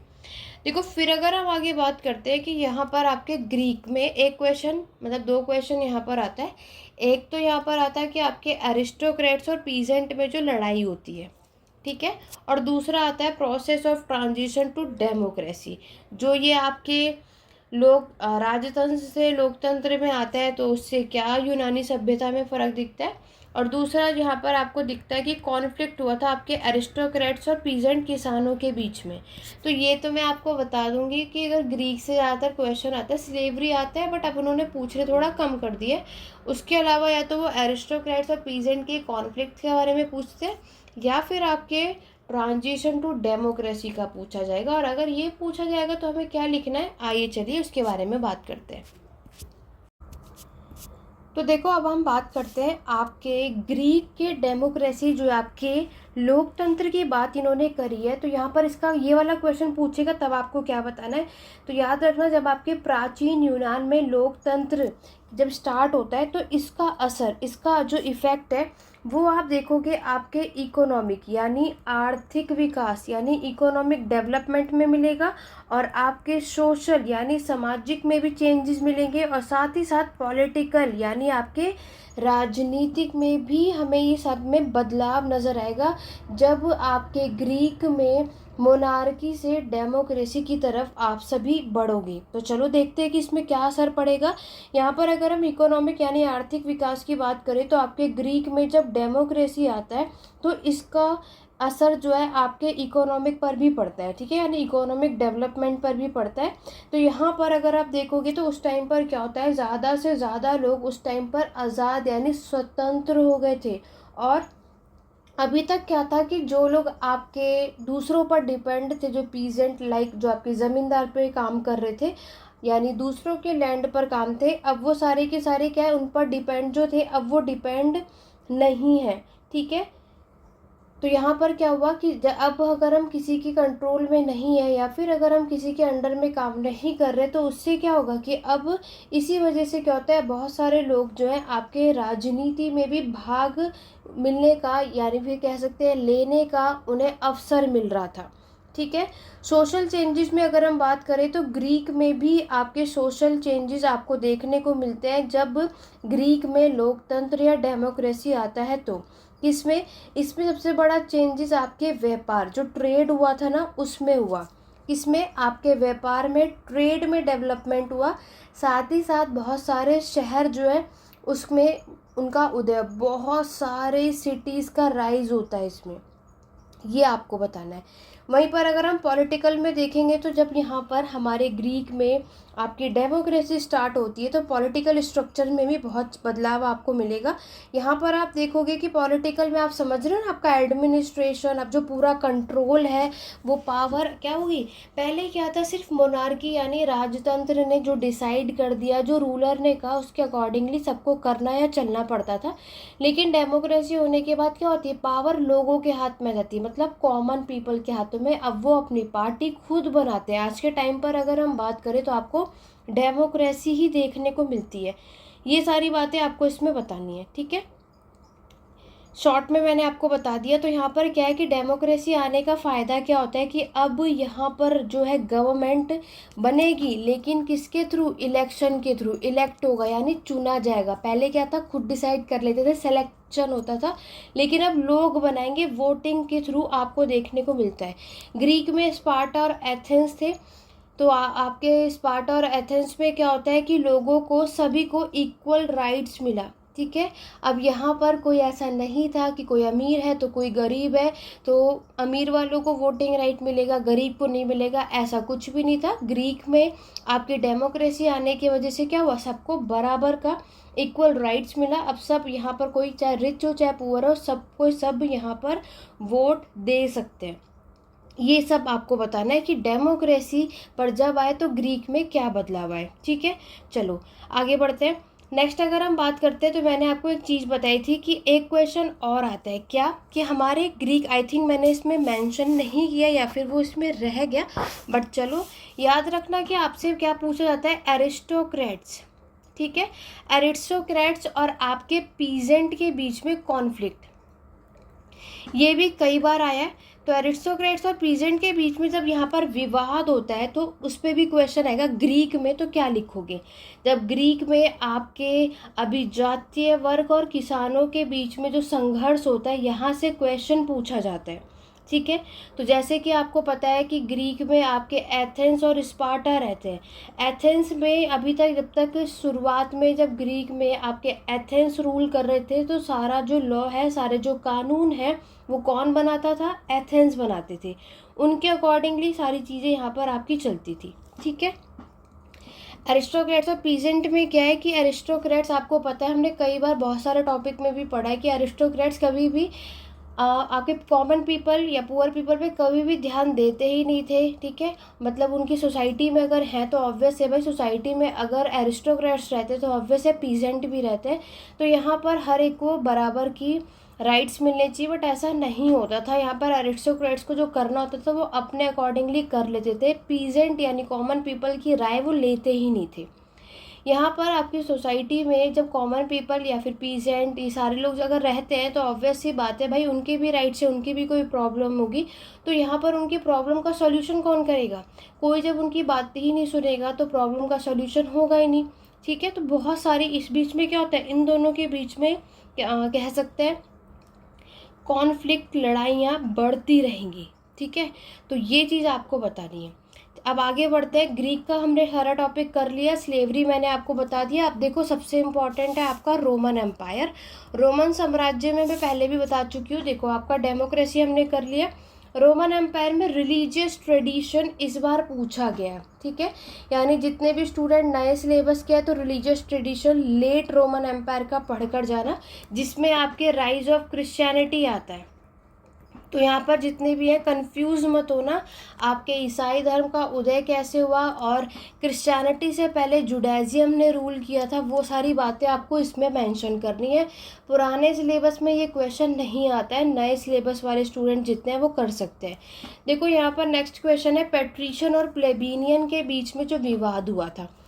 पेट्रिशियन और प्लेबिनियन कुछ अलग नहीं है, वही सेम एज आपके जो अभी मैंने ग्रीक में पढ़ाया, एरिस्टोक्रेट्स और प्लेबिनियन मतलब आपके पीजेंट। इन दोनों के बीच में भी लड़ाई हुई थी रोमन एम्पायर में, ये क्वेश्चन भी पूछा जाता। तो अगर लड़ाई हुई तो क्यों हुई? तो जैसे कि मैंने आपको बताया कि यहाँ पर आपकी इनकी जो पॉलिटिकल स्ट्रक्चर है, लाइक पहले सीनेट होता है, ठीक है। सीनेट में यहाँ पर देखोगे उसके बाद होता है आपका असेंबली।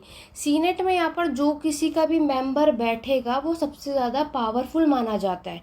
तो सीनेट में आप देखोगे सिर्फ और सिर्फ पैट्रिशियन के मेंबर आपको मिलते हैं, प्लेबिनियन का था नहीं, जिसकी वजह से क्या होता है कि प्लेबिनियन यानी आपके जो कॉमन पीपल है वो नाराज़ हो जाते हैं, ठीक है, क्योंकि सीनेट में मेंबर होना ज़रूरी है। तो जो सीनेट पे बैठेगा वो क्या करेगा, किंगशिप मतलब वो राजा, यानी रोमन साम्राज्य का राजा यानी रूलर कौन बनेगा, वो जो सीनेट में बैठेगा वही मेंबर डिसाइड करता है।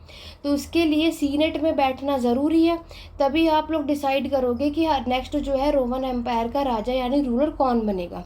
लेकिन पैट्रिशियन पूरी कोशिश करते थे कि सीनेट में कोई भी एक भी मेंबर पैट्रिशियन का ना हो, क्योंकि एक भी पैट्रिशियन का आ गया तो हमें फिर इनसे भी पूछना पड़ेगा कि तुम इसे राजा बनाना चाहते हो या नहीं चाहते हो। अभी क्या है, पैट्रिशियन अपने अकॉर्डिंगली अपनी मन मर्जी के काम कर सकते हैं, ठीक है। तो पहला रीज़न तो यही माना जाता है कि पैट्रिशियन और प्लेबिनियन की लड़ाई का, इनके बीच के कॉन्फ्लिक्ट का, कि आखिरकार इनके बीच में लड़ाई क्यों हुई। तो पहली चीज़ हमें क्या समझ आई कि इन्हें सीनेट में जगह ना मिलने की वजह से। नेक्स्ट अगर हम बात करें, पैट्रिशियन प्लेबिनियन ने क्या कहा कि आप क्या बनाओ, लॉ ऑफ कंडक्ट, वो भी रिटर्न लॉ ऑफ कंडक्ट बनाना है। इट मीन्स यहाँ पर आपके प्लेबिनियन यानी जो कॉमन पीपल है, इन्होंने यहाँ पर क्या बोला, डिमांड रखी कि आपको एक रिटर्न में लिखना है। क्या लिखना है कि यहाँ पर आप जो भी कानून बना रहे हो सबके लिए बराबर होगा, क्योंकि आपको पता है ओरली अगर हमने आज कोई भी बात कही तो कल सामने वाला पलट सकता है। तो उसके लिए क्या होता है कि प्लेबिनियन ने क्या बोला, आप लिखित में लिखो, ताकि हम आगे जाकर आप अपनी बात से ना पलटो और हम आपको ये दिखा सके कि सब कोई बराबर है। नेक्स्ट इन्होंने क्या बोला, सीनेट, एक तो इस वजह से लड़ाई हुई, ठीक है। और नेक्स्ट आपका क्या है, ये नेक्स्ट है आपका नेक्सस, कोई नया वर्ड नहीं है। नेक्सस मतलब होता है आपके ज़मींदार। तो ज़मींदारों के लिए यहाँ पर आपको पता है कि ये ज़मींदार आपके पीजेंट का सबसे ज़्यादा एक्सप्लॉइट यानी शोषण करते थे, तो इनसे फ्री यानी आज़ाद होना चाहते थे, ये भी एक रीज़न माना जाता है, ठीक है। तो ये सारे रीज़न की वजह से क्या होता है, पैट्रिशियन और प्लेबिनियन के बीच में कॉन्फ्लिक्ट बढ़ता रहता है। जैसे मैंने आपको बताया कि आपके जो पैट्रिशियन है यानी जो एरिस्टोक्रेट्स होते थे, वो क्या करते थे, कभी भी प्लेबिनियन की बातों का ध्यान ही नहीं रखते थे, उनके प्रॉब्लम का सॉल्यूशन नहीं करते थे, ना ही उनसे पूछते थे। क्योंकि आपको पता है सोसाइटी में अगर रिच पीपल रहते तो पुअर भी रहते हैं, और अगर कॉमन पीपल यहाँ पे रहते तो आपको ये बात नज़र आ रही है कि सबसे ज़्यादा सोसाइटी इन्हीं से चलती है, लेकिन लोग उन्हीं पर ध्यान नहीं देते। तो आपको पता है कि अगर एक बार ये कॉमन पीपल खड़े हो गए तो अच्छा खासा क्या मिलेगा, रिवॉल्ट आपको देखने को मिल जाएगा, जिसको फिर ये पैट्रिशियन भी नहीं रोक सकती। तो जब इन्होंने प्लेबिनियन ने आवाज़ उठाई तो फाइनली पैट्रिशियन को इनकी ये सारी डिमांड माननी पड़ी थी, अदरवाइज़ ये नहीं मानते तो आज ये बहुत बड़ा रिवॉल्ट आपको या फिर हमें देखने को मिलता, ठीक है। चलिए, तो रोमन एम्पायर का आपका पैट्रिशियन और प्लेबिनियन का क्वेश्चन आता है, ये याद रखना। उसके बाद एंशिएंट ग्रीक मैंने आपको बता दिया है। देखो नेक्स्ट यहाँ पर आपसे विस्तार पूछा जाएगा कि 2 फेजेस में यानी 2 चरणों में रोमन साम्राज्य का विस्तार हुआ था। तो पहला आपका इटली में हुआ था, ठीक है, और दूसरा हुआ था आपके मेडिटेरियन सी में। तो यहाँ पर क्या होता है कि आपके इटली में सबसे पहले उन्होंने विस्तार किया, दूसरा मेडिटेरियन सी में। इटली क्योंकि रोमन जो है वो पहले से रोमन नहीं था, वो था रोम। तो ये इटली से निकला हुआ एक छोटा सा शहर है, जो ये रोम से रोमन एम्पायर बना। साम्राज्य पहले ये था नहीं, लेकिन ये बनता है। आप अगर देखोगे तो ये इटली से निकला हुआ एक इतना छोटा सा शहर इतना बड़ा शहर बन जाता है, ठीक है। तो यानी इसने बहुत अच्छा खासा विस्तार किया था। वो आपको लिखना है कि कहाँ कहाँ पर विस्तार किया है। एनातोलिया हुआ, कैरिबियन सी हुआ, हर जगह इसने अपना विस्तार किया था, ये आपको बताना है, ठीक है। तो ये सब हो गया, हमने पर्शियन एम्पायर डिस्कस कर लिया था। आपको बताना है पैट्रिशियन कौन थे, और इन्होंने प्लेबिनियन सेम चीज़ ही है कि कैसे इन्होंने अपना यहाँ पर मैनेज करके रखा था, सही है। वही सेम चीज़ जो मैंने अभी आपको ऊपर पैट्रिशियन और प्लेबिनियन के बारे में बताया। तो ये सारी बातें आपको इसमें लिखनी है। चलिए, अगर आपने यहाँ तक भी कवर कर लिया तो अच्छा सा स्कोर आप लोग ईजिली से कर पाओगे। अब बताते हैं लैटिन अमेरिका, जिसमें माया इनका एस्टेक है, और अफ्रीका के बारे में। देखो, माया इनका एस्टेक में से कोई एक क्वेश्चन आएगा, या फिर किसी भी मतलब मान लो कि इनका और एस्टेक को मर्ज करके भी पूछ सकते हैं। लेकिन ये वाला जो चैप्टर है सिर्फ 20 मार्क्स का है। जो नए सिलेबस वाले स्टूडेंट है वो अफ्रीका को भी ज़रूर पढ़ के जाए, आपके एग्जाम में अफ्रीका के आने के चांसेस ज़्यादा हो सकते हैं। अदरवाइज आपकी चॉइस है कि आप इस टॉपिक को करना चाहते हो या नहीं। और जितने भी मेरे स्टूडेंट यहाँ पर पुराने सिलेबस के, अफ्रीका आपके एग्ज़ाम में नहीं पूछा जाता, तो आप इसको नहीं भी पढ़ोगे तो भी चलेगा। देखो, माया इनका एस्टेक की बात करते हैं तो ये तीनों ही आपका जो एम्पायर है ये आपके लैटिन अमेरिका का है। तो इसमें से माया सिविलाइजेशन से अगर क्वेश्चन पूछे, देखो इसमें से कुछ भी आ सकता है, तो ये आपकी चॉइस है। क्योंकि मैं ये नहीं कहूँगी कि यही पढ़ कर जाओ, क्योंकि आजकल ये कहीं से कुछ भी पूछ लेते हैं। माया सिविलाइजेशन की अगर मैं बात करूँ तो बोला जाता है कि ये अच्छा खासा कहाँ तक स्ट्रेच हुआ था, आपके सेंट्रल अमेरिका तक। ठीक है, धीरे धीरे इसने आपके मैक्सिको में, ठीक है, कहाँ कहाँ तक ये स्ट्रेच होता चला गया। मैक्सिको देख लो, सेंट्रल अमेरिका में देख लो, बहुत अच्छा खासा ये जो आपका माया सिविलाइजेशन है ये स्ट्रेच होता है। और ऐसा बोला जाता है कि माया की जो सभ्यता है, जो सिविलाइजेशन है, इसके डिक्लाइन होने का जो रीज़न है वो मिस्टीरियस माना जाता है। एक्चुअल रीज़न इसका भी नहीं पता कि आखिरकार ये सूखा पड़ने की वजह से हुआ, बाढ़ आने की वजह से हुआ, किसी के आक्रमण करने की वजह से हुआ। तो ये सभ्यता भी आखिरकार क्यों कह सकते हैं इसका पतन क्यों हुआ, इसके बारे में भी हमें नहीं पता। माया सभ्यता के बारे में अगर बोला जाता है तो बोला जाता है कि टोटल यहाँ पे कितने शहर आपको देखने को मिलते हैं, 40 सिटीज़ आपको देखने को मिलती हैं, जिसके अंदर आपके पहले 5,000 पॉपुलेशन थी, बढ़ते बढ़ते ये 50,000 पॉपुलेशन हमें यहाँ पर देखने को मिलती है। माया सभ्यता के लोगों के आप यहाँ पर देखोगे कि इन्होंने अपने टाइम पर कैलेंडर सिस्टम भी यूज़ करना शुरू कर दिया था। यहाँ के लोग जो है आपके हेरोग्लिम्सिव राइटिंग का यूज़ करते हैं। ठीक है, जो मैंने आपको ऊपर भी बताया था जब हमने इजिप्ट सिविलाइजेशन पढ़ा था। माया सभ्यता में आप देखोगे तो अच्छे खासे पैलेस, टेम्पल, पिरामिड सब कुछ आपको यहाँ पर देखने को मिलता है। और यहाँ पर जो पीजेंट काम करते हैं आपके सब इस माया सबके सभ्यता में, तो वो स्किल्ड फार्मर होते हैं, जिनको अच्छी खासी नॉलेज होती है। फार्मिंग, किसान, यानी जो आपके एग्रीकल्चर का काम है ना, वो ऐसा नहीं है कि सिर्फ यहाँ पर स्किल्ड पीजेंट ही मिलेंगे। वीवर्स यानी जो बुनाई करते हैं ना, वो भी। पोटर्स यानी जो बर्तन बनाते हैं, ये सभी के सब ऐसे थे कि अपने काम में बिल्कुल एक्सपर्ट थे। यहाँ पर आपको नोबल्स, कमांडर्स, सर्फ सब देखने को मिलेंगे। यानी कि यहाँ पर अभी हमें क्या देखने को मिलता है, आप देखोगे सबसे पहले यहाँ पे रूलर होता है, या फिर आपके कोई भी मिलिट्री लीडर जो या फिर प्रिस्ट होंगे। सिर्फ माया सब की सभ्यता में जो बड़े लोग होते हैं, यानी जिसे आप एरिस्टोक्रेट्स कहते हो, सिर्फ वही लोग पढ़े लिखे यानी लिटरेट थे और वेल्दी यानी पैसे वाले थे। ठीक है, कमांडर में आपके फार्मर्स, लेबर, सर्वेंट ये लोग आते हैं। और यहाँ पर हम सर्फ की बात करें तो आपके सर्फ में कौन आता है, जो स्लेव्स यानी दास। और आपको पता है उस टाइम में बहुत कॉमन था कि स्लेव का ट्रेड यानी व्यापार किया जाता था। सेम एज इट इज़ माया की सभ्यता में भी आपको ये चीज़ देखने को मिलती है। माया की सभ्यता का पॉलिटिकल स्ट्रक्चर आप देखोगे तो माया की सिटी का जो हेड होता था उसे हलाक यूनिक बोला जाता है। ठीक है, और यहाँ पर क्या होता है आपको पता है कि कोई भी पोस्ट हो, किसी भी प्रशासन एडमिनिस्ट्रेशन को संभालने के लिए, तो उसके नेक्स्ट किसको मिलती है, जो भी उनके बड़े बेटे होते हैं। ये सब आपको पता है। और यहाँ पर जो हेलक यूनिक की जो पोस्ट है, ऐसा बोला जाता है कि इस पोस्ट के लिए ना ही कोई इलेक्शन होता है ना ही कोई सिलेक्शन होता है, ये हेरिडिटी ही रहेगा। यानी कि आपको कोई भी रूलर होगा तो ये उसके बाद नेक्स्ट उसका वंश बनेगा, फिर उसका वंश, इस तरीके से चलता है। इसीलिए ये पोस्ट यानी ये प्रशासन में कोई भी सिलेक्शन और इलेक्शन आपको नहीं मिलता देखने को। और माया के प्रशासन को संभालने वाला जो हेड होता है उसे आहू बोलते हैं। और साथ में एक नाम और बोलते हैं जिसे आप बाताबोक कहते हो, जो माया सभ्यता का प्रशासन को संभालता है। ठीक है, ये सारी बातें आपको माया में बता।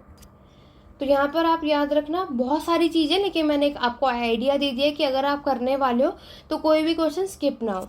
इसी तरीके से आप देखो इनका की सभ्यता, इनका की सभ्यता के बारे में आप देखोगे तो ये आपके लैटिन अमेरिका में देखने को मिलता है। इसकी जो राजधानी थी इसका नाम था कुस्को, जिसको आज के टाइम पे पेरू बोला जाता है। ये इसकी इनका की कैपिटल यानी राजधानी है। इनका ने बहुत अच्छा रूल किया था, कब से, 12th सेंचुरी से लेकर के 16th सेंचुरी तक आप देखोगे इनका सभ्यता ने यहाँ पर रूल किया। बहुत सारे ट्राइबल्स सेटलमेंट्स हमें देखने को मिलते हैं, छोटे छोटे स्मॉल स्टेट यहाँ पर आपको देखने को मिलेंगे जो कि आपके साउथ अमेरिका में जाकर के सेटल हुए।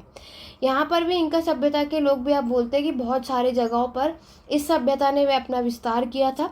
लाइक मैंने पेरू आपको बता दिया है, बोलीविया, जो भी आपको नाम याद हो जाए, ठीक है। आपके चिल हुआ, अर्जेंटीना हुआ, यहाँ तक आप देखोगे कि ये फैल चुका था, ठीक है।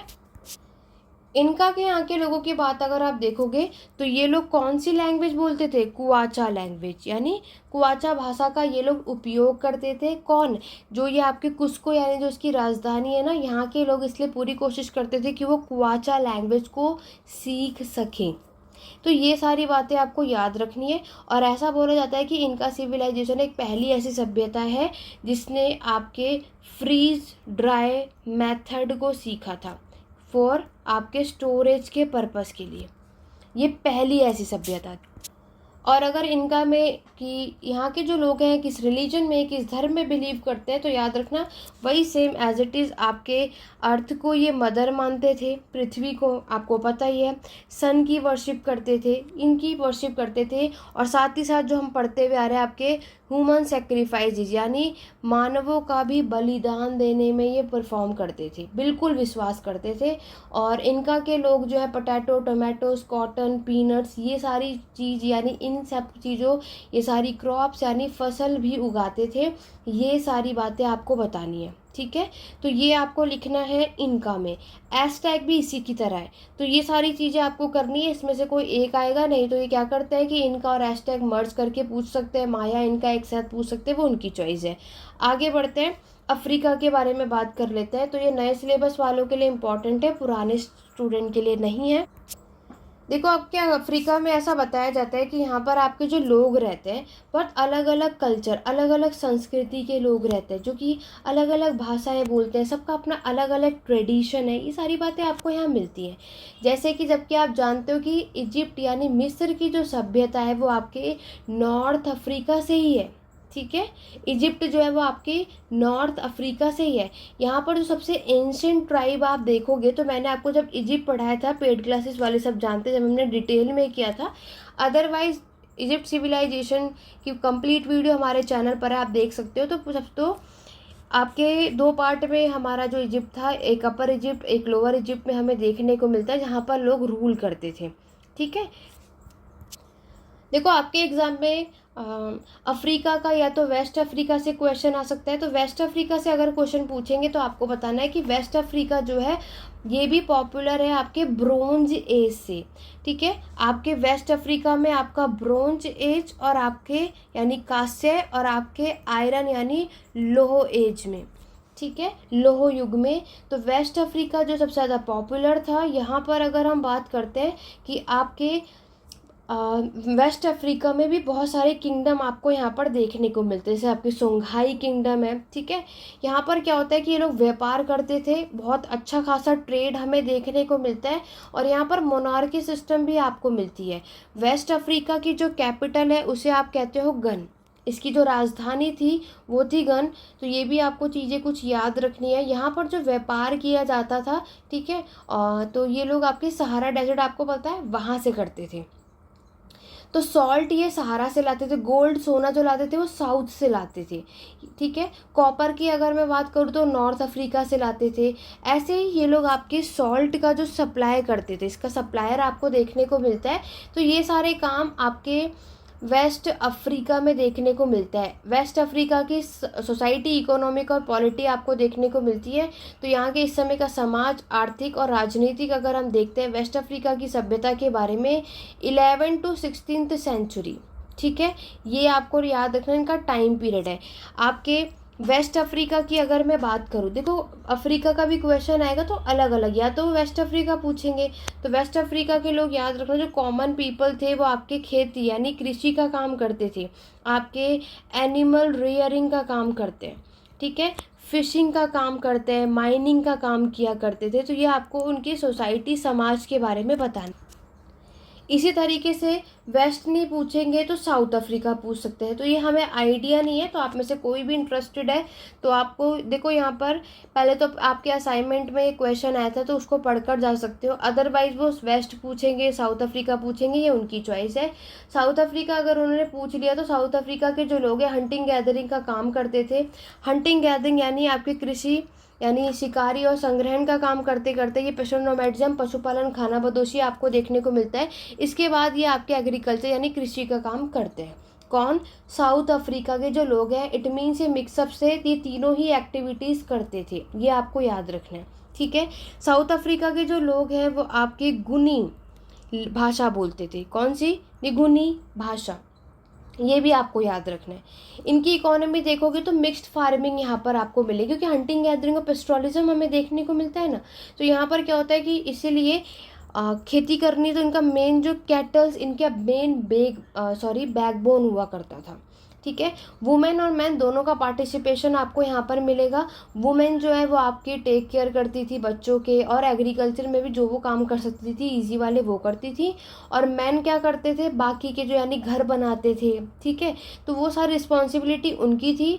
बाकी जो घर की एक्टिविटीज़ होती थी वो वुमेन पार्टिसिपेट करती थी।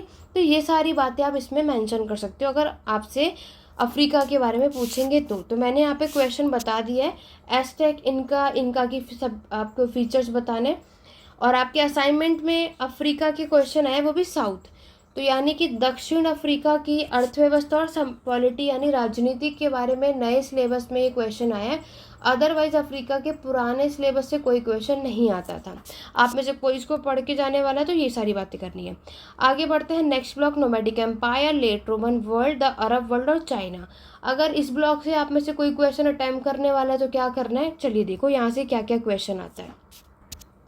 देखो इसमें अगर आपसे कन्फ्यूजिज्म, ये सारे क्वेश्चन अगर तो 10 मार्क का क्वेश्चन है। तो कन्फ्यूजन की अगर हम बात करें तो आपके एंशेंट टाइम में चाइना सभ्यता में जहाँ पे बहुत छोटे छोटे स्टेट थे, इसके अंदर इसमें रिलीजन और फिलॉसफीज जो मेन थी वो ये 3 थी। कन्फ्यूजिज्म आपके बुद्धिज़्म चाइना में सबसे माना जाता था, ठीक है। और यहाँ पर देखो चाइना में जो आपका बुद्धिज़्म है उसी को रिलीजन माना जाता है। अदरवाइज इन सबको फिलॉसफीज़ मानी गई हैं, इसको रिलीजन नहीं माना गया था, ठीक है। और चाइना की जो सरकार है किसी भी रिलीजन को नहीं मानती थी, वो एथिक्स थे, वो किसी भी रिलीजन में नहीं मानते थे। चाइना का कोई धर्म है ही नहीं, कोई रिलीजन ही नहीं है, ऐसा वो लोग कहते थे। कौन? जहाँ आपकी चाइना की जो कम्युनिस्ट पार्टी है।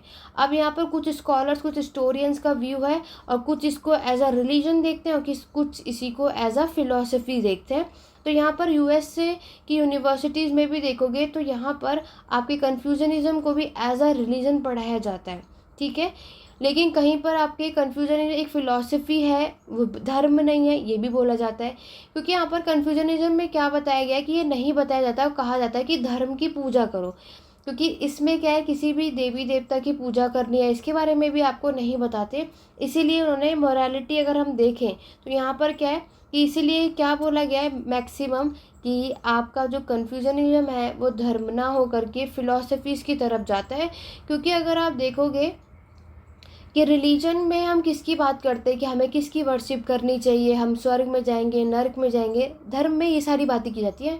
अदरवाइज कन्फ्यूजनिज्म में ये सारी बातें हुई ही नहीं थी, ठीक है। कन्फ्यूजनिज्म एक फ़िलॉसफी है जिसको आपके चाइना के फ़िलॉसफर ने इसको डेवलप किया था। इसी का नाम था कन्फ्यूशियस, जो रूलर का नाम है, जिन्होंने 551 से 479 ईसा पूर्व तक रूल किया था, ठीक है। तो कन्फ्यूजनिज्म हमें यहाँ पर क्या इंफॉर्मेशन प्रोवाइड करता है, इनके भी जो डिसाइपल्स थे उन्होंने भी बहुत सारी बुक्स लिखी थी, टेस्ट लिखा था। लाइक एक आपके बुक का नाम था बुक ऑफ ओथ्स, एक बुक का नाम था the spring and autumn annals. ये बुक लिखी थी इनके जो डिसाइपल, जो शिष्य हुआ करते थे। बट जो मेन बुक है जिसमें हम इनकी मेन फिलॉसफी यानी इनकी टीचिंग के बारे में हमें पता चलता है, उनकी बुक का नाम था आपके लूनियो, ये इनकी बुक है, ठीक है। और ये लूनियो जो है ये चाइनीज़ के नेम पर ये नाम रखा गया है। तो ये सारे बहुत सारे डिसाइपल्स यानी जो शिष्य थे इन्होंने इसको लिखा और बाद में इन्होंने इस बुक को नाम चेंज किया। द एनालेक्ट्स ऑफ कन्फ्यूजियम इन बुक का नाम से इसको जाने लगा। पहले ये चाइना के नाम से ही बुक का नाम रखा था, बाद में इसका नाम चेंज किया गया, मतलब इंग्लिश में इसे रखा गया द एनालेक्ट्स ऑफ कन्फ्यूजियस। ये नेक्स्ट यही बुक को नाम बदल ठीक है। देखो यहाँ पर इनकी फ़िलॉसफी टीचिंग में देखो क्या बोला जाता है, लोगों के साथ कैसा बिहेवियर करना है, कैसा बिहेवियर नहीं करना है। ठीक है, मतलब ये क्या बोलते हैं, इस फिलॉसफी में ये बताया गया है कि हमें कभी भी किसी के साथ ऐसा बिहेव नहीं करना चाहिए जो हम खुद के साथ नहीं कर सकते। समझ रहे हो? What you do not wish for yourself, do not do to others। ये बात कहते हैं ये फिलॉसफी। इनका मानना है, कन्फ्यूजन में मानना है कि हमें अपने ऊपर ज़्यादा बिलीव रखना चाहिए, खुद पे सेल्फ डिसिप्लिन होना चाहिए, कंपैशन होना चाहिए, मोरालिटी होनी चाहिए, हमें सच बोलना चाहिए, ऑनेस्टली से काम करना चाहिए और कभी भी कोई भी काम कर रहे हो तो दिल लगाकर उसी पर फोकस करना चाहिए, इधर उधर नहीं। कन्फ्यूजनम का सारी जो फिलॉसफी है वो इसी के बारे में बताते हैं। ठीक है, नोमैडिक एम्पायर की बात करो तो ये साम्राज्य की बात करते हैं। तो यहाँ पर आपके फॉर्मेशन बहुत सारे ट्राइबल्स यहाँ पर आपको देखने को मिलते हैं। देखो ये चैप्टर में क्या है, कहीं से कभी भी कुछ भी आ सकता है, इसमें कोई स्पेसिफिक नहीं है, बट अगर आएगा तो क्या कर सकते हो वो मैं आपको बता। देखो नोमैडिक एम्पायर भी बहुत अच्छा इंपॉर्टेंट क्वेश्चन है।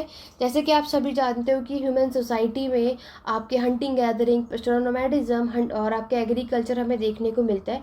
जो नोमैडिज्म है यानी आपके पशुपालन है और खाना बदोशी है, ये जो लोग हैं ये ज़्यादा से ज़्यादा कैटल रेयरिंग आपको देखने को मिलते हैं, जो एक जगह से दूसरी जगह घूमते हैं। और किस पर्पज़ के लिए? ताकि वो अपने जानवरों के खाना जो है फूड को सर्च कर सके और उन्हें खिला सके। और ये सीज़न यानी मौसम के अकॉर्डिंगली इधर से उधर जाते थे, ये बात आपको भी पता है। और दूसरा हम जानते हैं कि जो नोमैडिक पीपल होते हैं ये ग्रुप में माइग्रेट करते हैं। ठीक है, तो ये लोग क्या करते हैं कि आपके जो नोमैडिज्म और पेस्टोरल नोमैडिज्म है, और ऐसा बोला जाता है कि ये दोनों ना कह नहीं सकते कि ये दोनों एक दूसरे की पर्यायवाची है।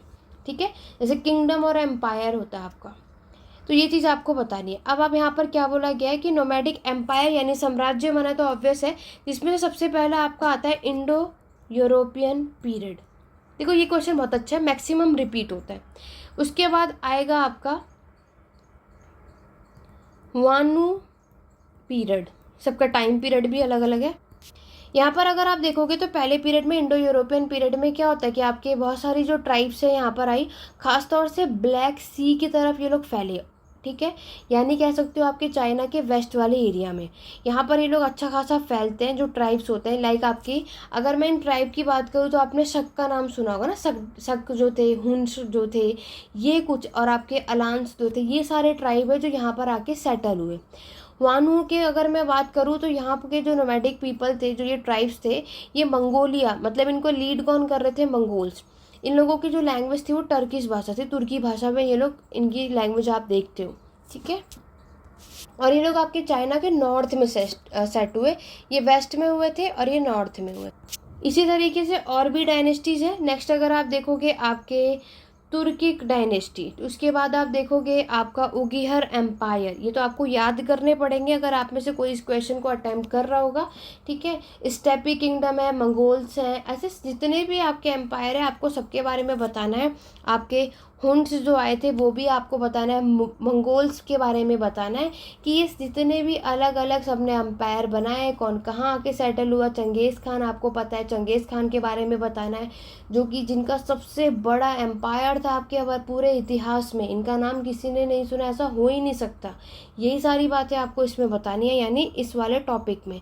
मंगोल्स यहाँ पर आए और आपको पता है कि मंगोल्स ने आपके 13th सेंचुरी में अपना साम्राज्य को यहाँ पर इस्टेब्लिश किया था, इसका विस्तार किया था, और सबसे बड़ा यानी वास्ट एम्पायर हमें पूरे इतिहास में इनका देखने को मिलता है।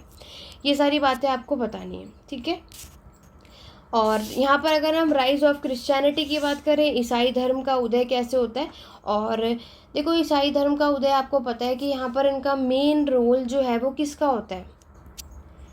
जीसस क्राइस्ट के बारे में बताना है। ईसाई धर्म को फैलाने वाले का काम कौन है, किसने किया था? जीसस क्राइस्ट ने। क्रिश्चियनिटी से पहले मैंने आपको बताया है जुडाइज़म यानी यहूदिया यहाँ पर रूल कर रहे थे रोमन साम्राज्य में। ये सारी बातें आपको बतानी है कि किस तरीके से जीसस क्राइस्ट आए, जुडाइज़म को हटाया और मैक्सिमम रोमन के जो लोग हैं उन्होंने आपके ईसाई धर्म को फॉलो किया था। ठीक है, ईसाई धर्म को फॉलो किया। आपको पता है जो क्रिश्चियन के लोग होते हैं वो किसमें, आपके एक ही भगवान में बिलीव करते हैं, आइडल वर्शिप में बिलीव नहीं करते, ये उनकी टीचिंग होती है। तो जब आपके जीसस क्राइस्ट ने अच्छा खासा आपके मेडिटेशन किया 40 दिनों तक, उसके बाद उन्हें एनलाइटनमेंट ज्ञान की प्राप्ति हुई। जब उन्हें ज्ञान की प्राप्ति होगी तो वो लोगों को भी बता रहे हैं कि उन्हें क्या करना चाहिए क्या नहीं, क्योंकि एक्चुअल में जो ये जुडाइज़म थे यानी जो ज्यूज थे वो क्या कर रहे थे, रिलीजन के नाम पर लोगों को सुपरस्टिशियस अंधकार में रख रहे थे। तो जीसस क्राइस्ट ने पूरी कोशिश करी कि वो इससे बाहर निकाल सके। तो जैसे कि आपको पता है, जैसे कि अगर हमारे सोसाइटी में एक धर्म ऑलरेडी चल रहा है, वो रूल कर रहे हैं, और वहीं पर दूसरा कोई आएगा तो ऑब्वियस से पहले वाला उसे रहने नहीं देगा। तो जुडाइज़म को ये बात बहुत बुरी लग रही थी कि मैं ज़्यादातर अब रोमन के जो लोग हैं वो आपके किस में बदल रहे थे, ईसाई धर्म में, क्रिश्चियनिटी में बदल रहे थे। उसके लिए जुडाइज़म ने क्या किया, रोमन एम्पायर के गवर्नर के पास चले गए और बोला कि यहाँ पर एक इंसान ऐसा कोई आया है जिसने क्या किया है कि वो अपने आप को भगवान बता रहा है और सबको अपनी तरफ कर रहा है। अगर आप ऐसे करोगे तो लोग आपकी बात कैसे सुनेंगे। तो इसमें क्या होता है, रोमन का जो गवर्नर होता है वो आपके जीसस क्राइस्ट को क्रूस पर चढ़ा देता है। ठीक है, और इनकी जो मेन बुक होती है वो आपको पता होती है कि जहाँ पर हम क्रिश्चियनिटी की टीचिंग के बारे में पढ़ता है वो होती है आपकी बाइबल। तो जीसस क्राइस्ट के मरने के बाद भी जो इनके डिसाइपल्स यानी शिष्य थे उन्होंने ईसाई धर्म को, क्रिश्चियनिटी को अच्छा खासा फैलाया था। और आज ये सिर्फ रोमन में ही नहीं, रोमन के बाहर भी अदर कंट्रीज़ में भी यही रिलीजन आपको देखने को मिलता है। तो ये सारी बातें रही जो क्रिश्चियनिटी में लिखना है। नोमैडिक एम्पायर का मैंने एस्टेब्लिशमेंट ऊपर ही बता दिया, ये आपको करना है। अब देखो आपके इस्लाम के बारे में, देखो यहाँ पर क्या होता है कि राइज ऑफ इस्लाम आएगा, 4 खलीफा आ सकता है। तो ये सारी बातें आपको करनी है। राइज ऑफ इस्लाम में भी सेम है, यहाँ पर बस आपको प्रॉफेट मोहम्मद का नाम याद रखना है। ठीक है, प्रॉफेट मोहम्मद आप देखोगे इस वाले ब्लॉक से, राइज ऑफ क्रिश्चियनिटी 4 खलीफा। तो प्रॉफेट मोहम्मद हमें याद रखना है। इन्होंने इनके टाइम पर भी यही सेम है जैसे भी मैंने आपको राइज ऑफ क्रिश्चियनिटी में बताया। तो राइज ऑफ इस्लाम में प्रॉफेट मोहम्मद का रोल है। तो यहाँ पर अब क्या होता है कि अब सोसाइटी में मुस्लिम्स का रिलीजन आपको देखने को मिलता है। जब सोसाइटी में मुस्लिम का रिलीजन आएगा तो ऑब्वियस से वो भी चाहेंगे क्रिश्चियनिटी को अब हटाया जाए और क्या लेकर के आया जाए, इस्लाम धर्म को लेकर आना है। इन्होंने भी लोगों के बीच में इस्लाम यानी मुस्लिम्स जो है इनका धर्म ये फैलाना शुरू कर दिया था। इस्लाम में भी सेम टीचिंग है कि ये लोग भी आइडल वर्शिप में बिलीव नहीं करते और एक ही भगवान में ये सब बिलीव करते हैं। यही सेम चीज़ आपको बतानी है। बट अरब में क्या होता है कि यहाँ पर कुछ ट्राइब्स रूल करती हैं। जैसे मैंने आपको रोमन में बताया ना जुडाइज़म रूल कर रहे थे, यहाँ पर बस ट्राइब्स होती हैं। जैसे कि आप देखोगे येमेनीज ट्राइब, आपके बेदुइन्स ट्राइब, तो ये लोग रूल करते थे, इनका कंट्रोल चलता था। बट प्रॉफेट मोहम्मद यहाँ पर जब से आए वो अपने रीजन को फैलाया तो ये ट्राइब्स के लोगों ने क्या करा, उन्हें भगा दिया। ठीक है, मक्का से मदीना की स्टोरी आपको यहाँ बतानी है। तो ये मक्का से मदीना चले गए, तो मदीना में जाकर इस्लाम धर्म को इन्होंने अच्छा खासा फैलाया, बाद में मक्का में भी फैला दिया था। इनके मरने के बाद अब ये हुआ कि आपके प्रॉफेट मोहम्मद की कोई भी संतान ना होने की वजह से अब ये हुआ कि अब इस्लाम धर्म को कौन फैलाएगा, अब आगे की सत्ता कौन चलाएगा। उसके लिए 4 खलीफा बनाए गए। ठीक है, 4 खलीफा आपके बने, जिसमें से आपके अबू बकर बने थे, अली आपको याद रखना है। ठीक है, उस्ताद याद रखना है, और उमर। ये चारों ने बहुत अच्छा इंपॉर्टेंट रोल प्ले किया था और आपके मुस्लिम रिलीजन को यानी इस्लाम धर्म को बहुत अच्छा खासा फैलाया था। और बारी बारी सबने अच्छा खासा फैलाया, लेकिन बारी बारी सबको मार दिया गया था, क्योंकि ये जो ट्राइब्स थी ना वो कभी भी नहीं चाहती थी कि सोसाइटी में कोई भी खलीफा बने, क्योंकि अगर कोई भी खलीफा होता था तो इन ट्राइब का कंट्रोल होता नहीं था। इस वजह से ये ट्राइब क्या करती थी, बैक टू बैक 1 बाय 1 एक ना एक को मार देती थी। ये बातें आपको बतानी है। आगे बढ़ते हैं, फ्यूडलिज्म की बात करते हैं। तो देखो फ्यूडलिज्म की बात करते हैं तो फ्यूडलिज्म में ये तीनों चैप्टर हैं। फ्यूडलिज्म से एक क्वेश्चन ज़रूर आएगा, चाहे नए सिलेबस में चाहे पुराने। 20 मार्क का क्वेश्चन सबके में आएगा। अब या तो वो डिबेट आ सकता है, आपका संरचना आएगा, फेजेज आएगा, डिक्लाइन आएगा। तो देखो इस पर ऑलरेडी मैंने वीडियो बना रखी है, तो ये आप लोग चेकआउट कर लेना। ठीक है, आपको प्लेलिस्ट में मिल जाएगी। फ्यूडलिज्म ये आपके 2 चरणों में फैला था, 2 फेजेस आपको मिलते हैं। एक था आपका 9 to 11 और दूसरा था 11 से 14। तो ये दोनों में आपको याद रखना है, बहुत इंपॉर्टेंट चीज़ है। और यहाँ पर आपको पता ही है कि ये जो सामंतवाद, देखो सामंतवाद का टॉपिक जो भी मेरे चैनल पे फर्स्ट टाइम आए हो अभी तो इन शॉर्ट में, लेकिन फ्यूडलिज्म का वो वीडियो ज़रूर देखना। आप लोग जितने भी नए सिलेबस वाले हो, जो पुरानी प्लेलिस्ट है ना उसकी सारी वीडियो जो मैंने कराई सब कुछ देख कर चले जाओ। आप लोग भी ईजिली से 60 to 70 गेन कर लोगे। ज़रूरी नहीं है नए सिलेबस की हो तो पुराने काम के नहीं आएंगे, बहुत काम की चीज़ है। तो आप MHI 01 की पूरी प्लेलिस्ट को देखकर चले गए ना, अगर आपने कुछ भी नहीं पढ़ा तो काम बन जाएगा। क्योंकि आपको पता है आपका एग्ज़ाम कल ही है, तो इसलिए मैराथन क्लास लेकर के आई हूँ कि आप सभी ने कहा कि मैम एक छोटा सा मैराथन क्लास जिससे आपकी रिवीजन भी हो जाएगी। ऑब्वियस है इतना डिटेल में तो मैं नहीं करा पा रही, बट मैं हर एक क्वेश्चन में आपको आइडिया ज़रूर दे रही हूँ कि आप क्या क्या चीज़ें कर सकते हो। ठीक है, 2 फेजेस आपके क्वेश्चन पूछे जाते हैं, ये मैं ऑलरेडी आपको प्रीवियस वीडियोज़ में बता चुकी हूँ। तो यहाँ पर आपके क्या होता है, सामंतवाद मेडिएवल पीरियड में आपको देखने को मिलता है, जिसमें सबसे ऊपर हमारे राजा यानी किंग होते हैं, उसके बाद आपके नॉबल्स होते हैं, उसके बाद होते हैं नाइट्स यानी मिलिट्री, और फिर होते हैं आपके किसान यानी पीजेंट। तो किंग क्या करता है कि अपनी लैंड यहाँ पर देंगे, तो लैंड देंगे नॉबल्स को, नॉबल्स भी नाइट को देगा और फिर पीजेंट को भी देगा लैंड। तो यहाँ पर लैंड जाएगी, और अगर कोई चीज़ आई है तो ऑब्वियसली देना भी पड़ेगा। तो पीजेंट तो अपने क्या टैक्सेस पे करते हैं जो सर्विस प्रोवाइड हो रहा है, और जो नाइट्स यानी मिलिट्री है वो अपनी सर्विस प्रोवाइड करेगा, प्रोटेक्शन प्रोवाइड करता है। नॉबल्स यहाँ पर क्या करेगा, यहाँ पर उन्हें प्रोटेक्शन प्रोवाइड करता है रूलर को। यहाँ पर जो राजा है वो क्या कहेगा कि मैं तुम्हें लैंड दे रहा हूँ, तुम्हें इस लैंड का ओनर भी बना रहा हूँ, तुम्हें सिर्फ पीजेंट से काम करवाना, जो भी टैक्सेस आएंगे वो ला करके मुझे देना है। दूसरा कि जो मिलिट्री होती थी वो नॉबल्स के अंडर में रह करके काम करती थी, तो नॉबल्स को यानी नॉबल्स के अंडर में जब मिलिट्री काम करती थी, तो जब राजा को कभी भी मिलिट्री की ज़रूरत होगी तो वो नॉबल्स को देना पड़ेगा। और ये बात इन दोनों ने आपस में कर ली और मान भी ली थी। लेकिन आगे जाके क्या होता है कि नॉबल्स जो है वो अपनी बात से मुकर जाते हैं और वो अपने आप को इंडिपेंडेंट डिक्लेयर कर देते हैं, जिस वजह से हमें डिसेंट्रलाइज देखने को मिलता है, विकेंद्रीकरण। डिसेंट्रलाइज तब होता है जब पावर एक के हाथों में ना होकर के सब में बट जाती है। डिटेल में फ्यूडलिज्म देखना है तो उस वीडियो को ज़रूर देखना, प्लेलिस्ट में जा कर के।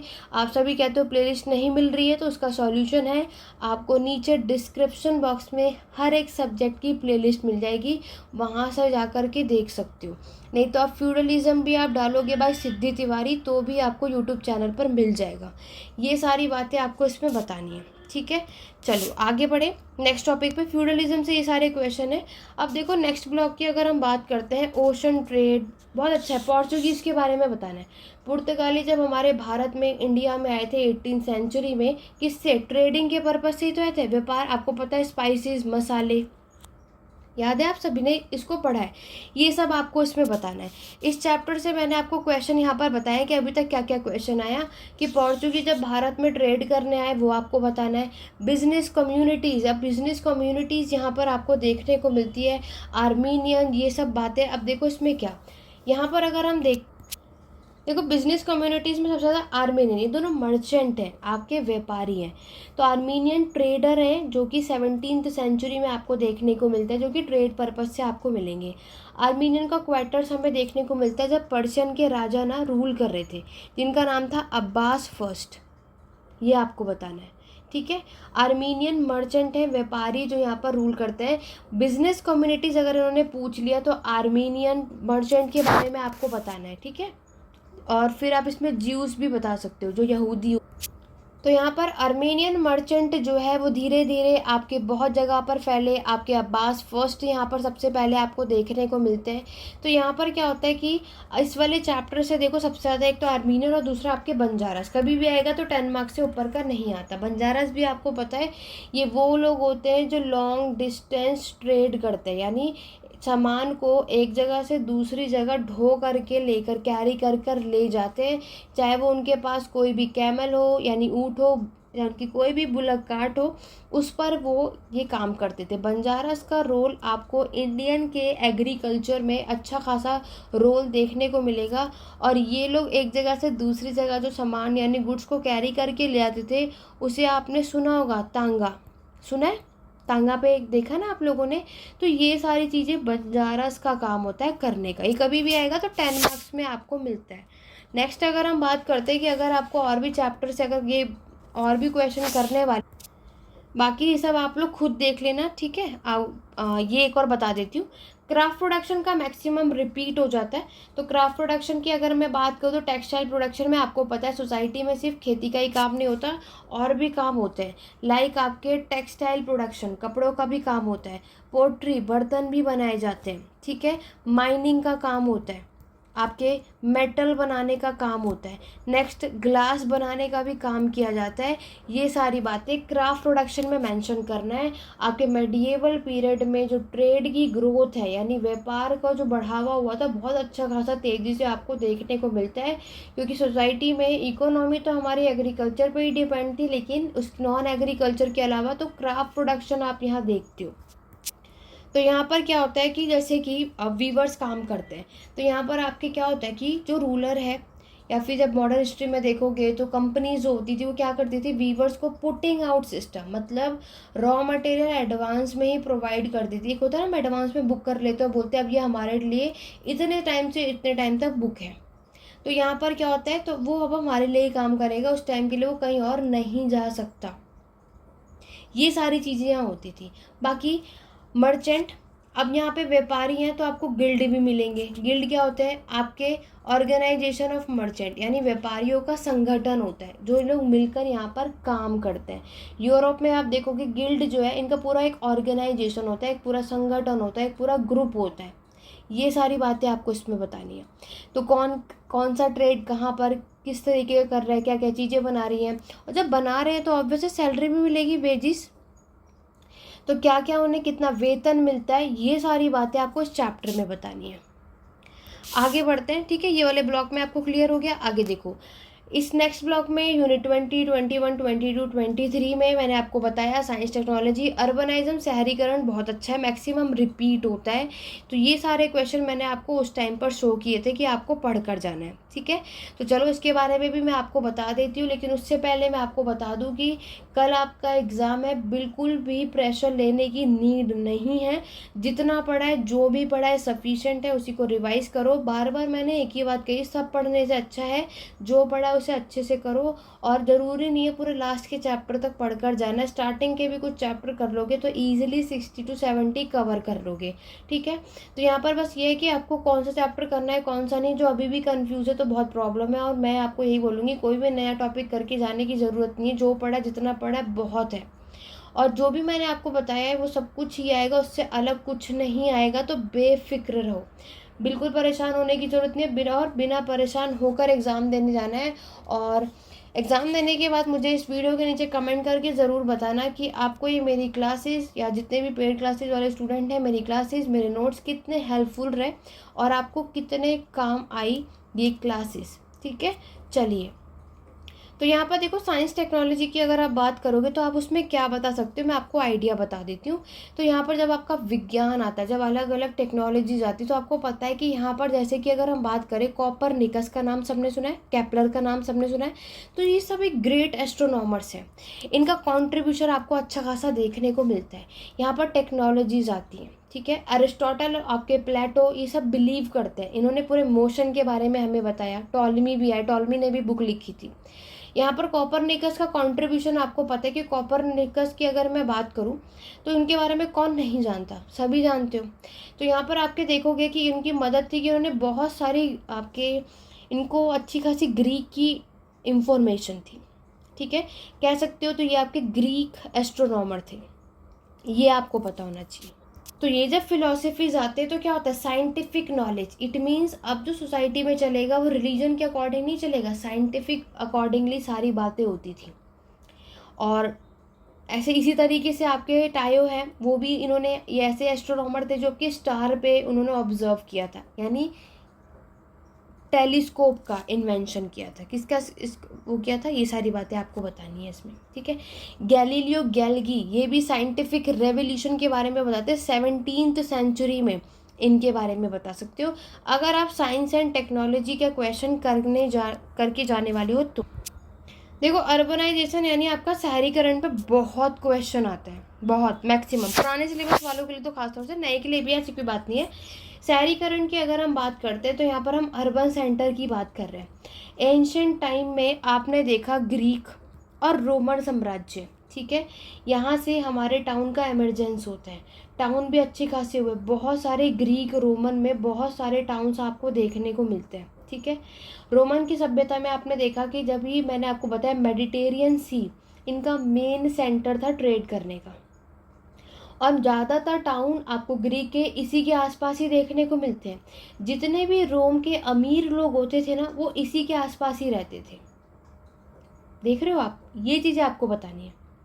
लेकिन जैसे जैसे हमारा रोमन एम्पायर डिक्लाइन हुआ, और फिर क्या होता है कि यहाँ पर उस टाइम पर बहुत सारे टाउन जो है वो फ्लोरिश होते हैं, फले फूलते हैं। कहाँ? ग्रीक रोमन वर्ल्ड में बहुत सारे। और यहाँ पर क्या होता है कि अब क्या है, अर्बनाइजेशन शहरीकरण के बारे में बता रहे तो क्या समझ आता है कि यहाँ पर यूरोप में अच्छा खासा टाउन का ग्रोथ हो रहा है। मेडिएवल के समय की बात हो रही है, जब हमारे अर्बनाइजेशन में हमारा एडमिनिस्ट्रेशन सिस्टम यानी आपका प्रशासन, इकोनॉमिक यानी अर्थव्यवस्था, सोसाइटी यानी सामाजिक, सब में बदलाव आएगा। क्योंकि अगर एक पर इम्पैक्ट पड़ता है तो सब पे पड़ेगा ही पड़ेगा। और यहाँ पर टाउन जो है वो पूरा डिपेंड था किस पे? विलेज पर। किस पर्पज़ के लिए? फूड के सप्लाई के लिए। आपको पता है कि गाँव से शहर में फूड सप्लाई होकर आते थे, ट्रेड इससे चलता था। इसी में आपके गिल्ड यानी आपके जो श्रेणी होते हैं ना, इनका काम होता है। यानी जो मर्चेंट होते हैं वो यही सारे काम करते हैं। कितना वेट है उसको मेज़र करो, है ना, और सारी चीज़ें चेक करो परफेक्शन के साथ है या नहीं, ये सारी बातें आपको बतानी। फिर आता है आपका एक गन पाउडर वाला क्वेश्चन। तो कहाँ नोट किया मैंने गन पाउडर? यस।